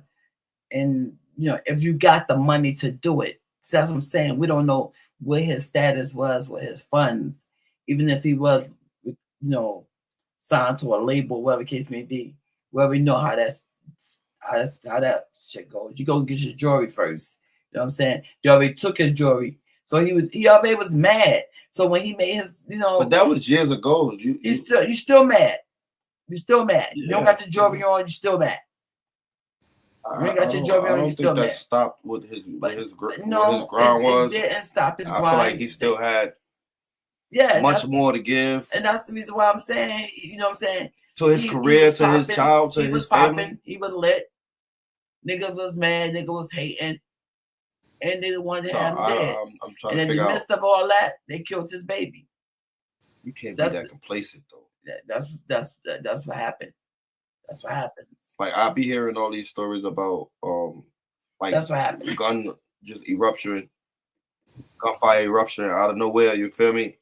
Between different rivals and things of that nature. It's like, it sounds cool when you're a child. We don't kill it. We don't kill it. You feel me? As a grown man, for you to sit here and tell another grown man, you feel like you ain't got no other business to do. You don't want to own a corporation. You don't want to own a business. You don't want to be somebody that's you want to be a killer, great, a bomb, a low life, and this one take other people's fucking life. That's all you want to be. You don't want to be nothing else. That's it. We started off our podcast today with somebody that's actually incarcerated behind a firearm. This story we're speaking on is the firearm being used on a child. These stories is something that we can say is unreal. It's unreal to feel like a father have to keep a gun while he have his kids in the first place. But you do. It's unreal to think that you have to get a bulletproof car in order to drive. But you do. When you know you the person that you are, and you know what you do out here in these streets, you gotta be profoundly on top of your job. Did I say that he wasn't on top of his job as a father? I'm going to ask you that. No, that's not what I'm saying. That's not what I'm trying to imply. Like I said, I believe he did his best when the action transpired. You feel me? Was let me get the bullets away from my child. Do I think that was the smartest idea? No. I think the smartest idea, even if he did get struck by a bullet, was get in the car and drive off.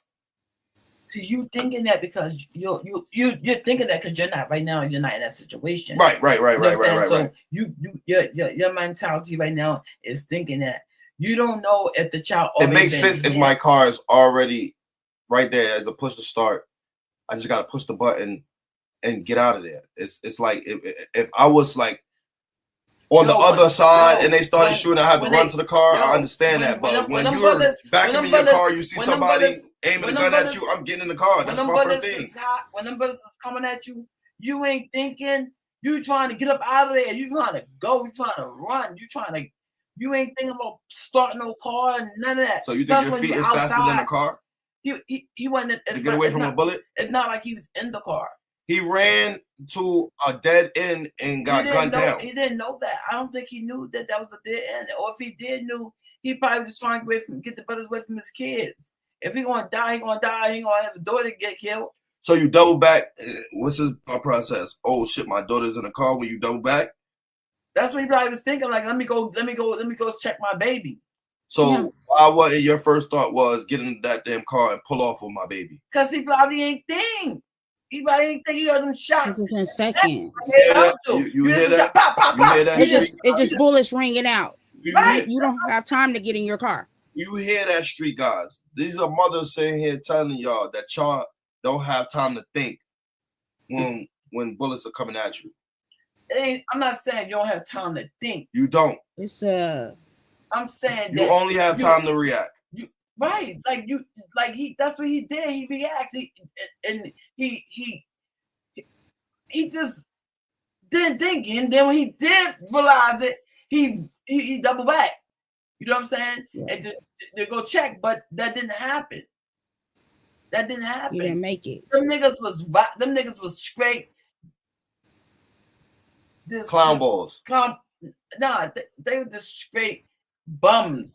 Like real clown balls. Like you're a clown, yo. You're a straight bozo. Ain't no way that you gonna see a baby in the car and you ever got the dad and come back and shoot the kid. I don't even know if you came back or you just shot the kid. I want to see if the car. You didn't care. You wanted him, his kid, the baby mother. It looks like the back of the car. Anybody in the car, you was going to get it. Anybody in the car was going to get it. Yeah, I'm going to see right now. And that's how you would think too. Like if I gotta get you, I'm getting everybody. So I'm gonna go to jail. I'm gonna go to jail. So you think you know Wicks? Do you really? You gonna get the same charge. What do you think? You're gonna get the same. I mean, at the same time, you gonna get with life.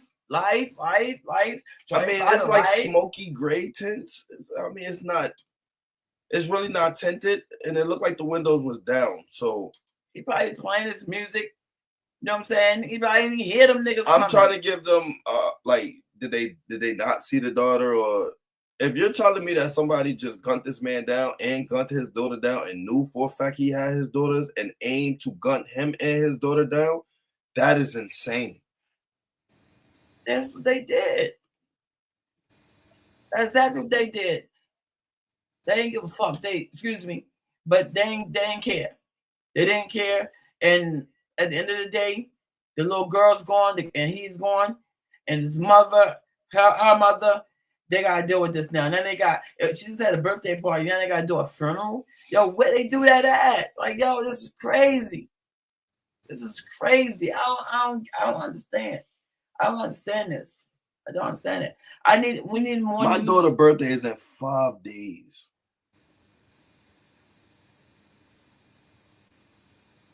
My daughter be 4 years old. So you mean to sit here and tell me I have a 5-year-old, I have a 4-year-old. I put them in a car.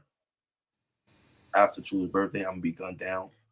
Like, how can you tell somebody's mom that? God forbid. God forbid. I beg. Like, how can you tell somebody mom that? Like, I don't understand the code. Like, yes, I am a guy that keep firearms. I keep my family protected. So it's like, I know when I go places, I gotta bring it with me. And I know for a fact, if I don't have it with me, I'm not going nowhere. It's the protection. It's not like I can't use my hands. I'm an immaculate fighter. It's just, if you beat somebody up, they're gonna go get a gun. If you make them feel wrong, they're gonna go get a gun. But why they just didn't fight them? Why they didn't jump them? Why they didn't do all that? We're not doing that no more. When I say we, I mean the youth. They're scared to take an ass whipping nowadays. Yo, listen. Just give me that ass whipping, and you ain't gotta go to jail. You know what I'm saying? If motherfuckers gonna press charges, they're gonna press charges. But yo, just take that. So you say it was targeted? So you believe that there's money on his head? That's a killing like that. It gotta have. It better have some type of paper on your goddamn head. That's what I'm thinking. And it means, and it was that any means necessary. Whoever was involved in the car or anything gotta go too. Everybody gotta go. That's how it probably went down. Yo, I want that nigga dead. And in the car with anybody, his daughter, his mother, anybody. Everybody gotta get it. Everybody gotta go. That's how it looked at me. So everybody gotta go. It ain't matter who was in that car. Nope, it didn't matter. If baby mother was in the car, she was dying. If mother was in the car, she was dying. Homeboy was in the car, he's dying. I mean, didn't they say they killed, well, Unalive, I would say killed Unalive Big Jook in front of his mother? She hopped out the car and ran. So it doesn't matter who's in the car with you. Street guy. I'm talking to you. This is Galu talking to you, street guy. Street guy, Maybe. protect yourself, protect your people. Don't lack. Don't think a dollar amount is going to be able to save you.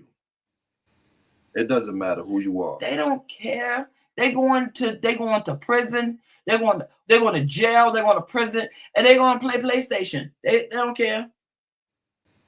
So right now, you mean to say, tell me somebody on this damn earth know for a fact they just killed this 5-year-old little girl,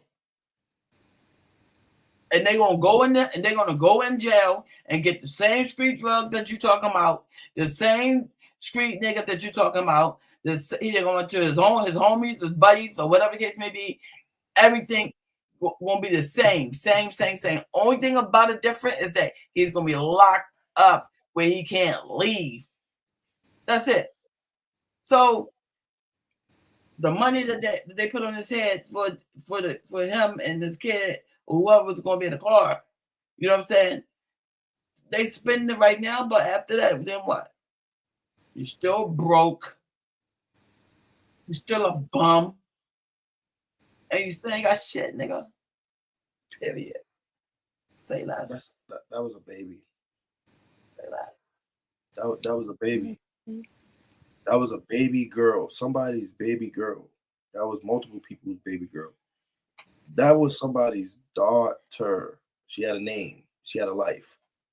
People loved that little girl. I don't want to not sit here and say like, oh, he only just speaking on a little girl. I'm a father. So if I put my daughter in that line of fire like that, I want to be the one that is held responsible for it. I just want to say this. She had her last birthday. I hope she had a great time. I hope she did everything that she wanted to do. I hope, you know what I'm saying? Like, I hope she played, she laughed, she ate as much cake she wanted to eat. She had a lot of ice cream. She got, opened up her gifts and everything. People who came there for her party, you know what I'm saying? I hope, you know what I'm saying, that they kissed on her, they loved on her as much as they could. You know what I'm saying? The mother, I'm hoping, you know what I'm saying, she threw her the best party. That was her last party, so I'm quite sure she went all out for her baby girl. You know what I'm saying? And you know what I'm saying? Niggas be hating, man. Niggas be really hating. It's really like a real live hate going on out this bitch. You know what I'm saying? You gotta leave the hood. It's no good. You gotta leave the hood. You gotta be bougie. Be bougie. Be bougie. Be bougie and safe at the same time. I'm not going to nobody's hood and hang out with you. You know what I'm saying? Like, I'm not doing that. We're not doing that. I'm not doing that.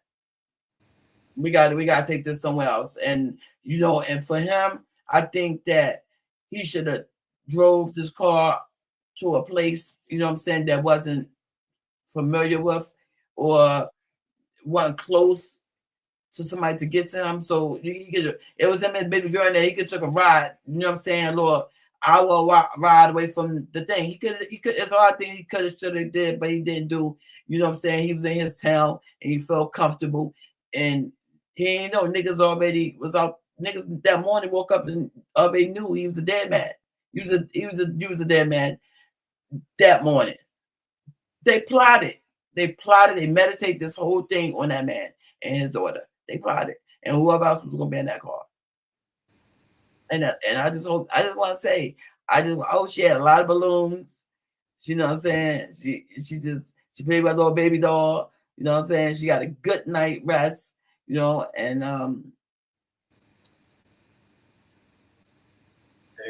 and I just hope, you know what I'm saying? Like I just hope that she just, you know what I'm saying, she had a lot of cake and she ate, you know what I'm saying, but her stomach was full, like she didn't want no more and everything. And she thought she was gonna call with daddy, having this going with daddy to get a car wash. And she didn't know this was gonna happen. You know what I'm saying? She was only 5 for a day. I hope she had a good time. I hope my mom put up pictures of her showing she had a blast. You know what I'm saying? And I hope that, I know it's gonna be a lot of negativity about this situation. You know what I'm saying? People like speaking on, oh, he this, he that. At this point, I don't give a fuck what he did. Y'all was wrong, and the shit was just sad all around the board. You could have, should have, but you didn't do. You know what I'm saying? But you know you're going to jail. You know you're going to prison, and I hope they handle you in there. You know what I'm saying? I hope the DA throw the book at you. Death penalty. If I'm on the jury, you're going to the jail. You're going to the jail. For that 5-year-old, you're going to the chair. For that man, you're going to the chair. You could have whooped that man. It was 2 of y'all, right? Street guy, you can't blame a mother. This is how a mother feels. You could have whooped. We gotta understand. I just came to the feel. hospital, and you know what I'm saying, and heal my son. But how am I heal my son if he dead? Now his mother gotta go to the fucking morgue. Excuse me, and you know what I'm saying? Like, y'all gotta excuse me for a minute. I'm spaced out right now. Y'all gotta go to, now his mother gotta go to the fucking morgue. The daughter, her mother gotta go to the fucking morgue and go visit her daughter at a morgue after she just had a birthday party. And y'all out here enjoying, y'all happy that he dead. Y'all, yeah, I got that nigga. Yeah, ha. He had his daughter in the car, you stupid bozo ass nigga. Like yo, this is not what we do. This is not what we do. You not kill babies. Y'all is killing these babies like it's nothing now. Y'all, yesterday the man just choked this baby out on FaceTime, his own kid. That's content that we're gonna roll out. You know what I'm saying? No, that was yesterday. I'm just saying, like, this is crazy. It's getting sick. It's getting sick. It makes you don't even want to go outside. Go to work. Come on. Just go to work and come on. You're gonna be a bozo. You're gonna be a skinny cat or whatever they want to call you because you don't come outside. You don't want. Why am I want to come outside and you want to kill me? Why I want to come out and hang out with you? Why? For you to set me up? You can backdoor me? Nah, you're not doing none. You're not doing none of that. You know what I'm saying? You're not doing none of that. Yo, if they already told him that he was going to get it, he should have been a little more aware. You know what I'm saying? Of the surroundings and his daughter. Excuse me. If he already knew, if you got money in your head. Somebody's definitely tapping in, letting you know, yo, you're a plate. So he knew somebody out here wanted him as a plate. So all I'm just saying, if you're the one that's sitting the plate or you are the plate, you got to protect yourself. Now they got to go to a fucking morgue, do a funeral, got gather people together, and people got fly in and all that. We got planes dropping and shit. People got fly in, people got come in. They go to 2 funerals. To the shooters. 2 funerals. To the shooters. Listen to me carefully. Sloppy job. Sloppy job. Boo! Boo! Sloppy job. Boo! If y'all had any type of payment for that one, the payment need to be put on your head. Okay? Whoever sent that hit, sloppy job. Blood is on your hands as well. A little 5-year-old little daughter. And you're going to jail too, because they're going to snitch when they get in the interrogation room. They snitch. Trust me. They snitch. They snitch. That's why you see later on down the line videos coming out of you snitching. And you're going to snitch. You will snitch. You will snitch. Because when they throw that hammer at you and that book slam down on you and that gate hit slam, boom! All reality going to hit you. You want to snitch, buddy. You want to snitch. And you should snitch. You should. Because whoever told you it was okay to go do that, you and that stupid ass friend of yours, y'all both need to go down bad. And that money that y'all got, y'all, you know what I'm saying? Y'all probably get into a female. Y'all probably gonna go to a jewelry. Y'all ain't gonna, it ain't much. I bet you it wasn't $1 million or $2 million. You ain't get that. That money never. You ain't get that money for you to get up out of town. You ain't in the bar right now. You ain't on a plane right now somewhere out of here.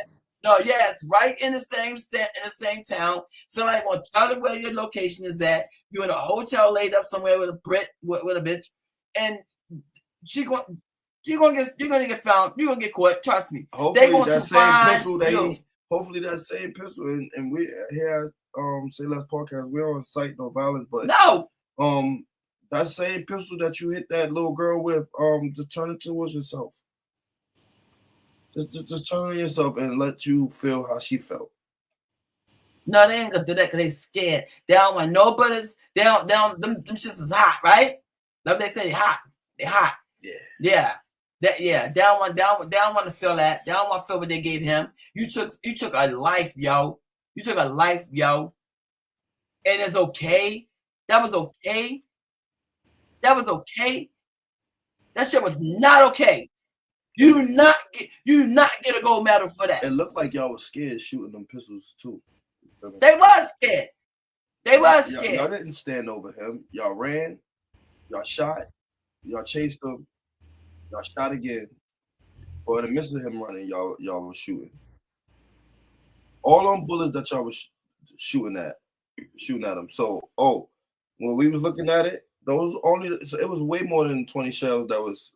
They said about around 20 to 30. Yeah, it was way, because I'm sitting here saying that's not over there by like where that little dumpster area or whatever that is. I don't know if that's like I don't know what that could possibly be. Dumpster. You feel me? That little area over there with the blue. I don't know what that area was. Let me put it up on screen. I don't know put it on screen right now. We already seen it. Like, I mean, the little blue area over there. Shit, like, come on, like you just sloppy job. Sloppy job. 30 shots. Just pow, pow, pow, pow, pow. Anybody could have got hit, man. Anybody, like you shooting that. Anybody could have got hit. That could have been multiple people dead right now. Sure. Yep. Only thing that you did was succeed on getting the target. That's what you did. You did succeed doing that, but you killed a little girl in the midst of it. I don't know if that little girl was supposed to be a part of it, but I think you was thinking with that bag on his head. I think that you was thinking everybody in the car gotta go, and now a mother gotta go to a morgue, still a birthday party that she just had. Gas finished. She's probably still cleaning up the decorations. You know what I'm saying? So now she got to go to the morgue and see her baby in the morgue. I would flip out. Everybody gotta go. Everybody. It's not just gonna be me crying by myself. I'm gonna tell you right now. You touch minds. It's not gonna be me just crying by myself. I'm gonna tell you that right now. Some other mothers gonna be crying too. We all gonna cry together. How about that? We ain't getting together. We ain't getting together. Stop the violence and on that. No, we all gonna cry together. It's gonna be serious. It's going to get real hectic. It's going to get real hectic with me. This mom over here is going to get real hectic with me. You fuck with mine. I'm telling you right now, it's going to get real bad for you. Because all the money, and I will work my ass off to make sure it's a bag on your head, your mother's head, everybody's head. What we try to do here with our podcast is bring authenticness to the podcast. So that's just all you see Fashion doing right now. She's very passionate about her children. She's very passionate about her grandchildren. I'm pretty sure any other mother or grandmother would be the same way. So ain't no balloons going in the sky. Then they putting balloons in the sky, rest in peace, all over social media. Yo, fuck all that, man. You killed my son. I don't even see none of that. You God forbid, I beg. You know what I'm saying? But you killed my minds, and I'm supposed to get ready for a funeral and a wake and put him down in the ground and whatever else y'all do.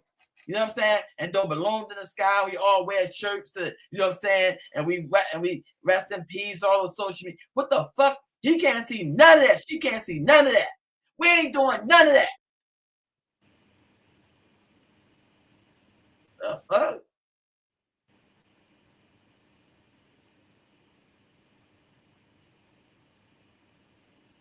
Yo, play a song. I'm like, nah, I'm really ready to go fuck off on this damn thing. Oh, how you feel? How you feeling?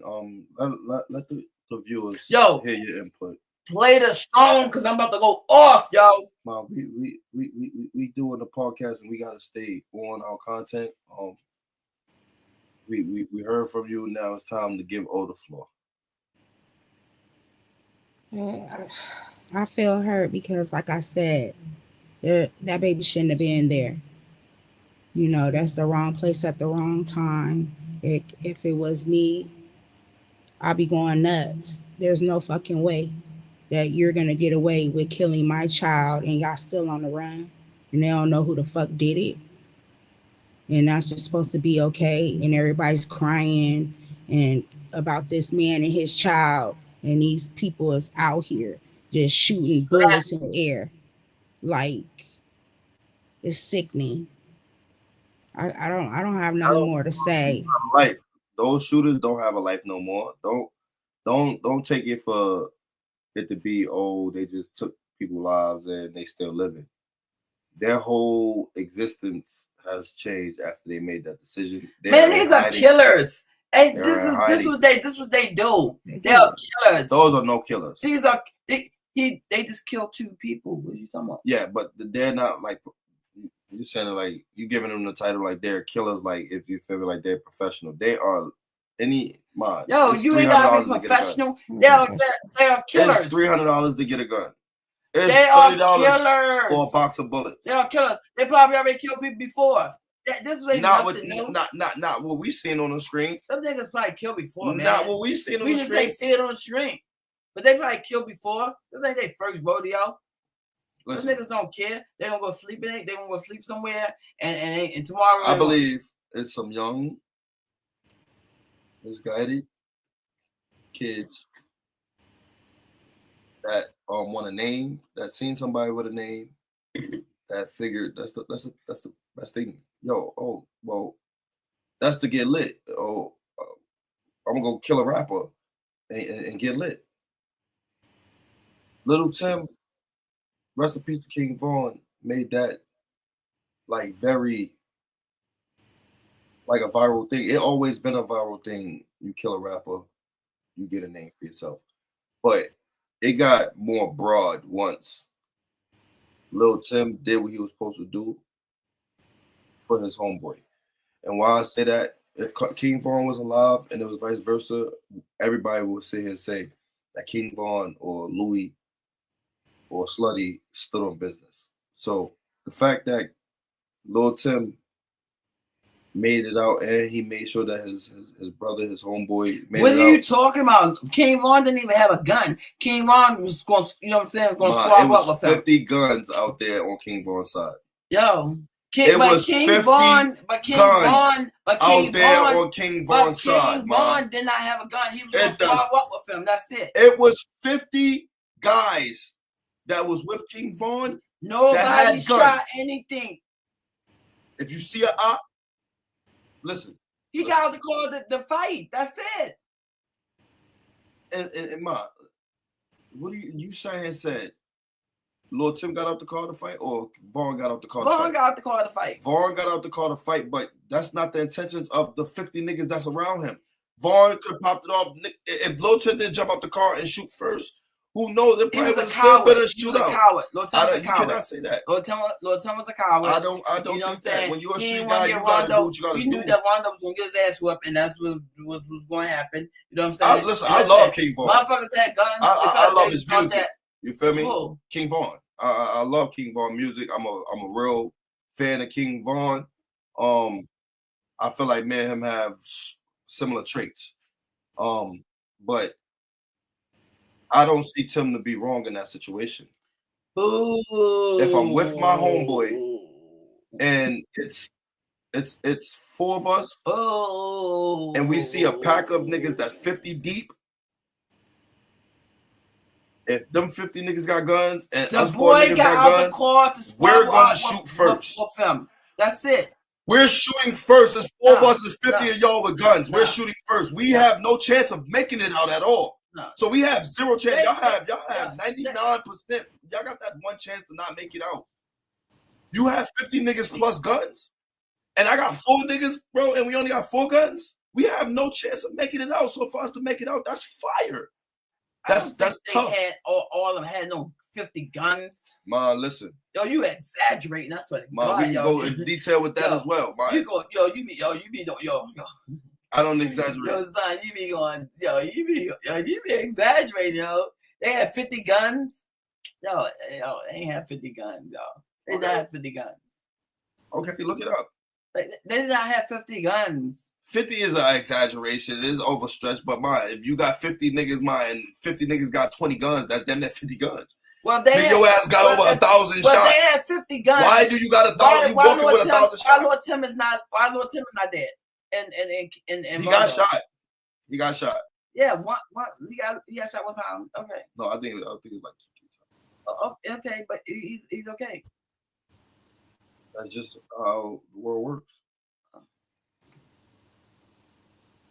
That's just how the world works. But like again, I can't blame Lord Tim because he made it home. He had his friends make it home. Ma, you are being biased because you love King Von. Ma, he did what he was supposed to do as a street nigga. He did what he was supposed to do as a street nigga. But we're not here to have the conversation about Lord Tim and King Von. We're not here to have the conversation about Lord Tim and King Von. It was just example. Oh, you shouldn't even brought it up. Okay. Yeah, no, it's an example. Now we can we can do this for hours. Okay. I don't blame Vaughn. Vaughn, I don't blame him. I don't blame him for swinging on Quando Rondo. I don't blame Quando Rondo. I feel like Quando Rondo was screaming he's shot because he really cared for Vaughn. I feel like that was just a fucked up situation all together. You feel me? I feel like it was those 2 men. There's more men that got killed. Yes, slutty. Police killed people. Like if they had guns or whatever case, why there's a whole lot could have went down. You said 50 people had guns. There's a whole lot could have went down with 50 guns on 4. They said it was a barrage of bullets being thrown everywhere in every angle. Yeah, because the cops was throwing them. They ain't know where the shooting was coming from. They start shooting too. Come on, you know a cop. They're unmatched. They shooting. Like they clipping it back up. They shooting. They clipping it back up. They shooting. They clipping it back up. That's what they were doing. Very persistent. That's exactly what they were doing. They ain't know what was going on. They just heard gunshots and they didn't know which way it was coming. And guess what? They were shooting innocent people. You can't tell me a nigga got 50 niggas with them and I only got 4 with me, my nigga. That I gotta fight them. If I got a gun, I'm gonna blow their head off. Anyone that press up on me. That's just what it is. You pop 1, 100 is going back up. We done seen it. Soon as a gunfire go off, everybody scatter like roaches. Like I said, official ones be the ones that arouse their gun and start shooting back. Squabble up, and that's why they killed that boy. But anyway, let's get back to the story. Yeah, let's get back to little Ronnie and his 5-year-old daughter. Because this could go on for all night. He wasn't wrong. He was wrong, man. Little Tim wasn't wrong. Little Tim was wrong, man. Little Tim was wrong.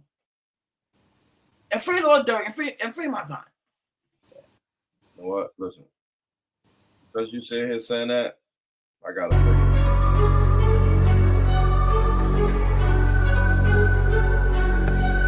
Look!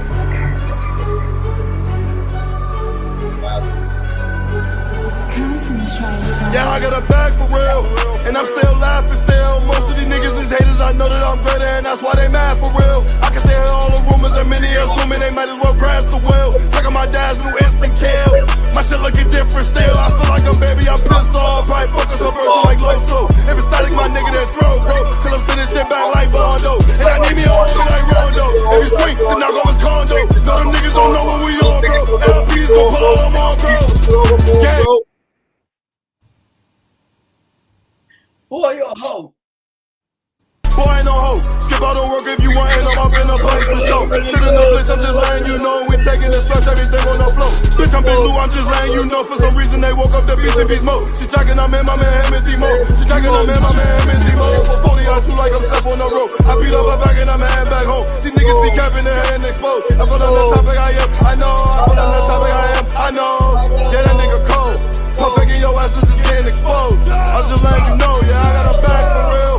And I'm still alive for still. Most of these niggas is haters, I know that I'm greater, and that's why they mad for real. I can say all the rumors and many assuming they might as well crash the wheel. Check out my dash, who instant kill. My shit looking different still. I feel like I'm baby, I'm pissed off. Probably fuck us up Virgil like Loso. If it's static, my nigga, then throw, bro. Cause I'm sending shit back like Bondo. And I need me a homie like Rondo. If you swing, then knock on his condo. No, them niggas don't know what we on, bro. AIP is gonna put all on, bro. Gang. Headshot.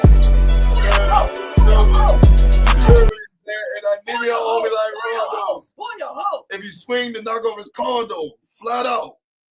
Flat out. I don't blame Lord Tim, and I love King Von, nigga. I don't care who don't feel away, bro. Lord Tim ain't do nothing wrong, my nigga.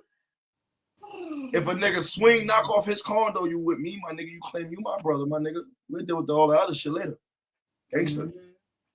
Because if I got it on me, I'm knocking the nigga shit off for you, boy. You said, right? If I got it with me and you with my homie and you punch my homie in his face, I'm knocking your head off. So your homie, so you not gonna let your homie fight? I'm knocking the nigga head off, my nigga. It's 50 niggas. It's 50 niggas. So you're not gonna let your homie fight? It's 50 niggas. Okay.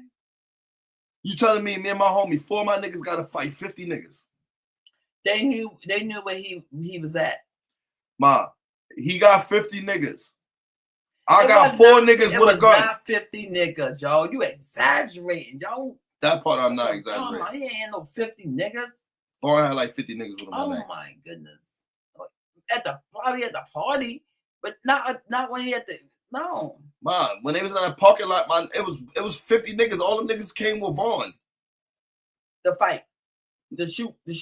I don't think that. I think that it was an agenda. I think they set him up. Like I said, Quando Rondo, Lord Tim, and somebody else. Let's stay on topic. Did a video right before they did that scene. Then he did a video showing how he killed them and went back, like mocked the whole thing. So they did a video and then went the Unalived King Von. So I believe that is more to the story. Yeah, I believe that is way more to the story. We'll get into that at a later date. Me and her really gonna have a real live debate about this King Von Lord Tim situation. Boy, I hope. Let's just get back to this Lil Ronnie situation. Like we expressed, this is sad. It's sad that, you know what I'm saying, that he's a rapper, and now I gotta look him up and see what kind of music he was displaying and all that. Cause now I'm curious who Lil Ronnie is. I want to hear the music. You know what I'm saying? Yeah. I want to hear what he's saying, what he's talking about. I'm familiar, sir, some of his. Music. Yeah, I know he's from Texas. Oh, okay. Big Extra Plug. I done listen to Go Yayo, people of that nature. He's a decent rapper. I feel like everybody that decides to, you feel me, take rapping serious, have their own sound and their own creative way, and that creates their traffic and their fans. So I can't sit here and say he was good or not. I consider him brave to express himself in music. You know what I'm saying? And he probably I don't know. I haven't heard his music, but I'm probably quite sure he rapping about what he been through and what he's surrounded with. You know what I'm saying? He ain't, he probably ain't get the Dubai. He probably ain't get the Slauson. Still on the beach. Yeah. No, you know what I'm saying? Somewhere like that for him to be like, wow, rapping about stuff like that. He only can rap about what he see in the hood. You know what I'm saying? And the clubbing, that's it. But that was planned. That was plot. Some money was on his head, and they execute. He's alive, daughter alive, and I'm just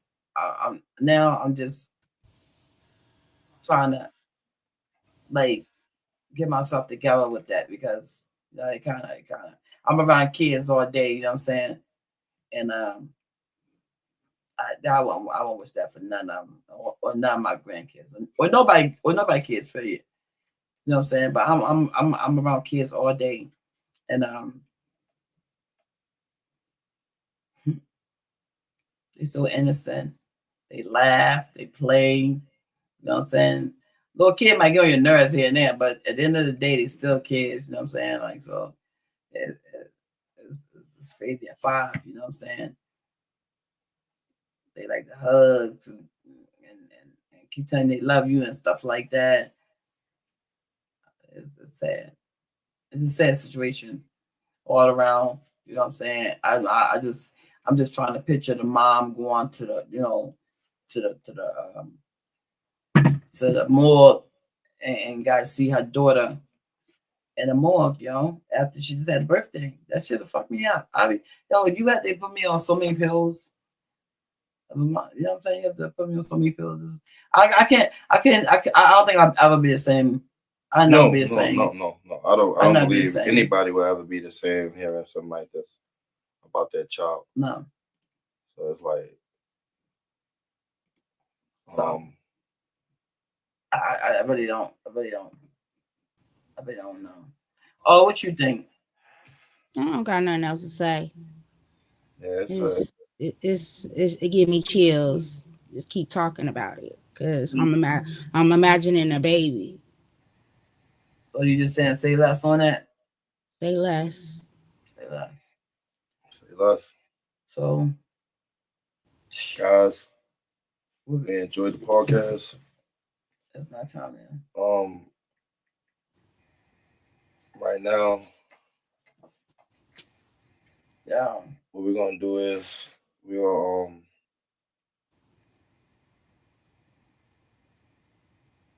gonna give ourselves a time to think because I think the whole world need to do that. Just sit back and think. Even if you a future killer that's planning on killing somebody right now and you see them with their child, walk away. I know it sounds like, yo, what does he talk about? Like, walk away. Like, yo, bro, you sound crazy. Bro, walk away, bro. If it's that serious, y'all see each other again, y'all run into each other again. But let's start bringing that code back. If we start seeing people, loved ones, and things of that nature, we have respect.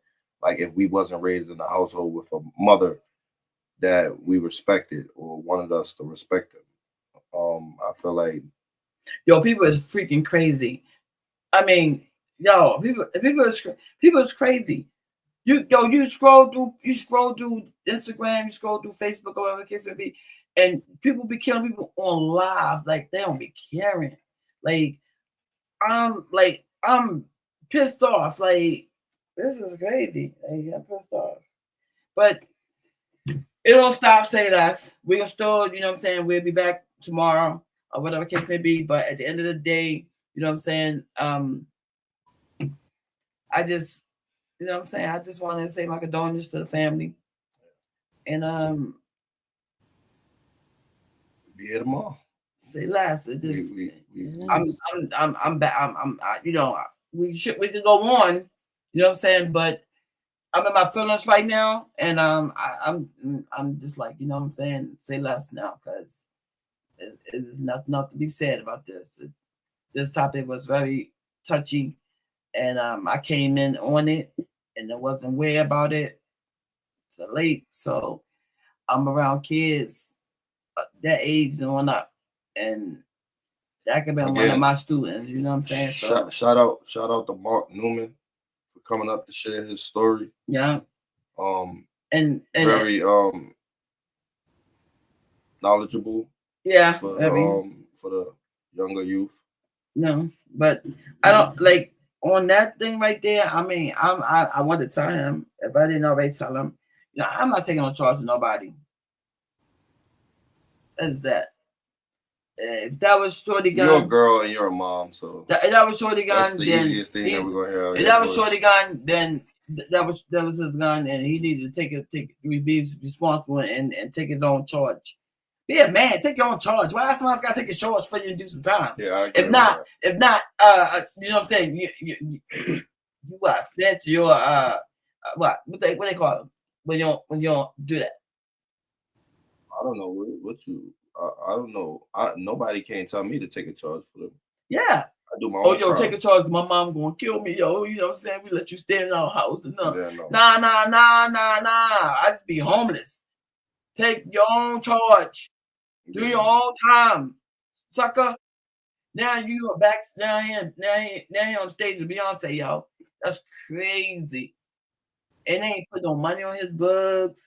Ain't write him. Ain't do nothing.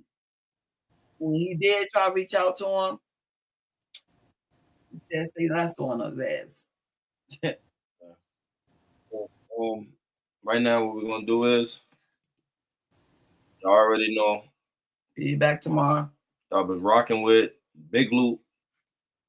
Fuck is you doing? Fuck is you saying? Why is you playing? You know I'm the man. Our host. Fashion Mac.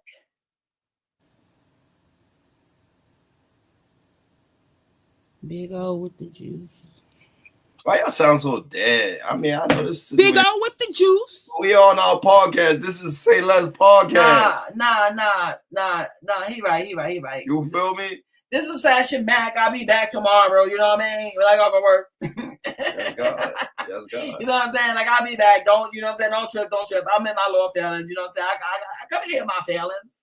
I can be in my feelings if I want to. You know what I'm saying? Like, you know what I mean? Mommy mode. Yeah, I'm in a little mommy mode, a little pissed off. You know what I'm saying? I'm around kids all day. You know what I mean? So, I got grandkids, but that, you know what I'm saying? That's saying. But, you know what I mean?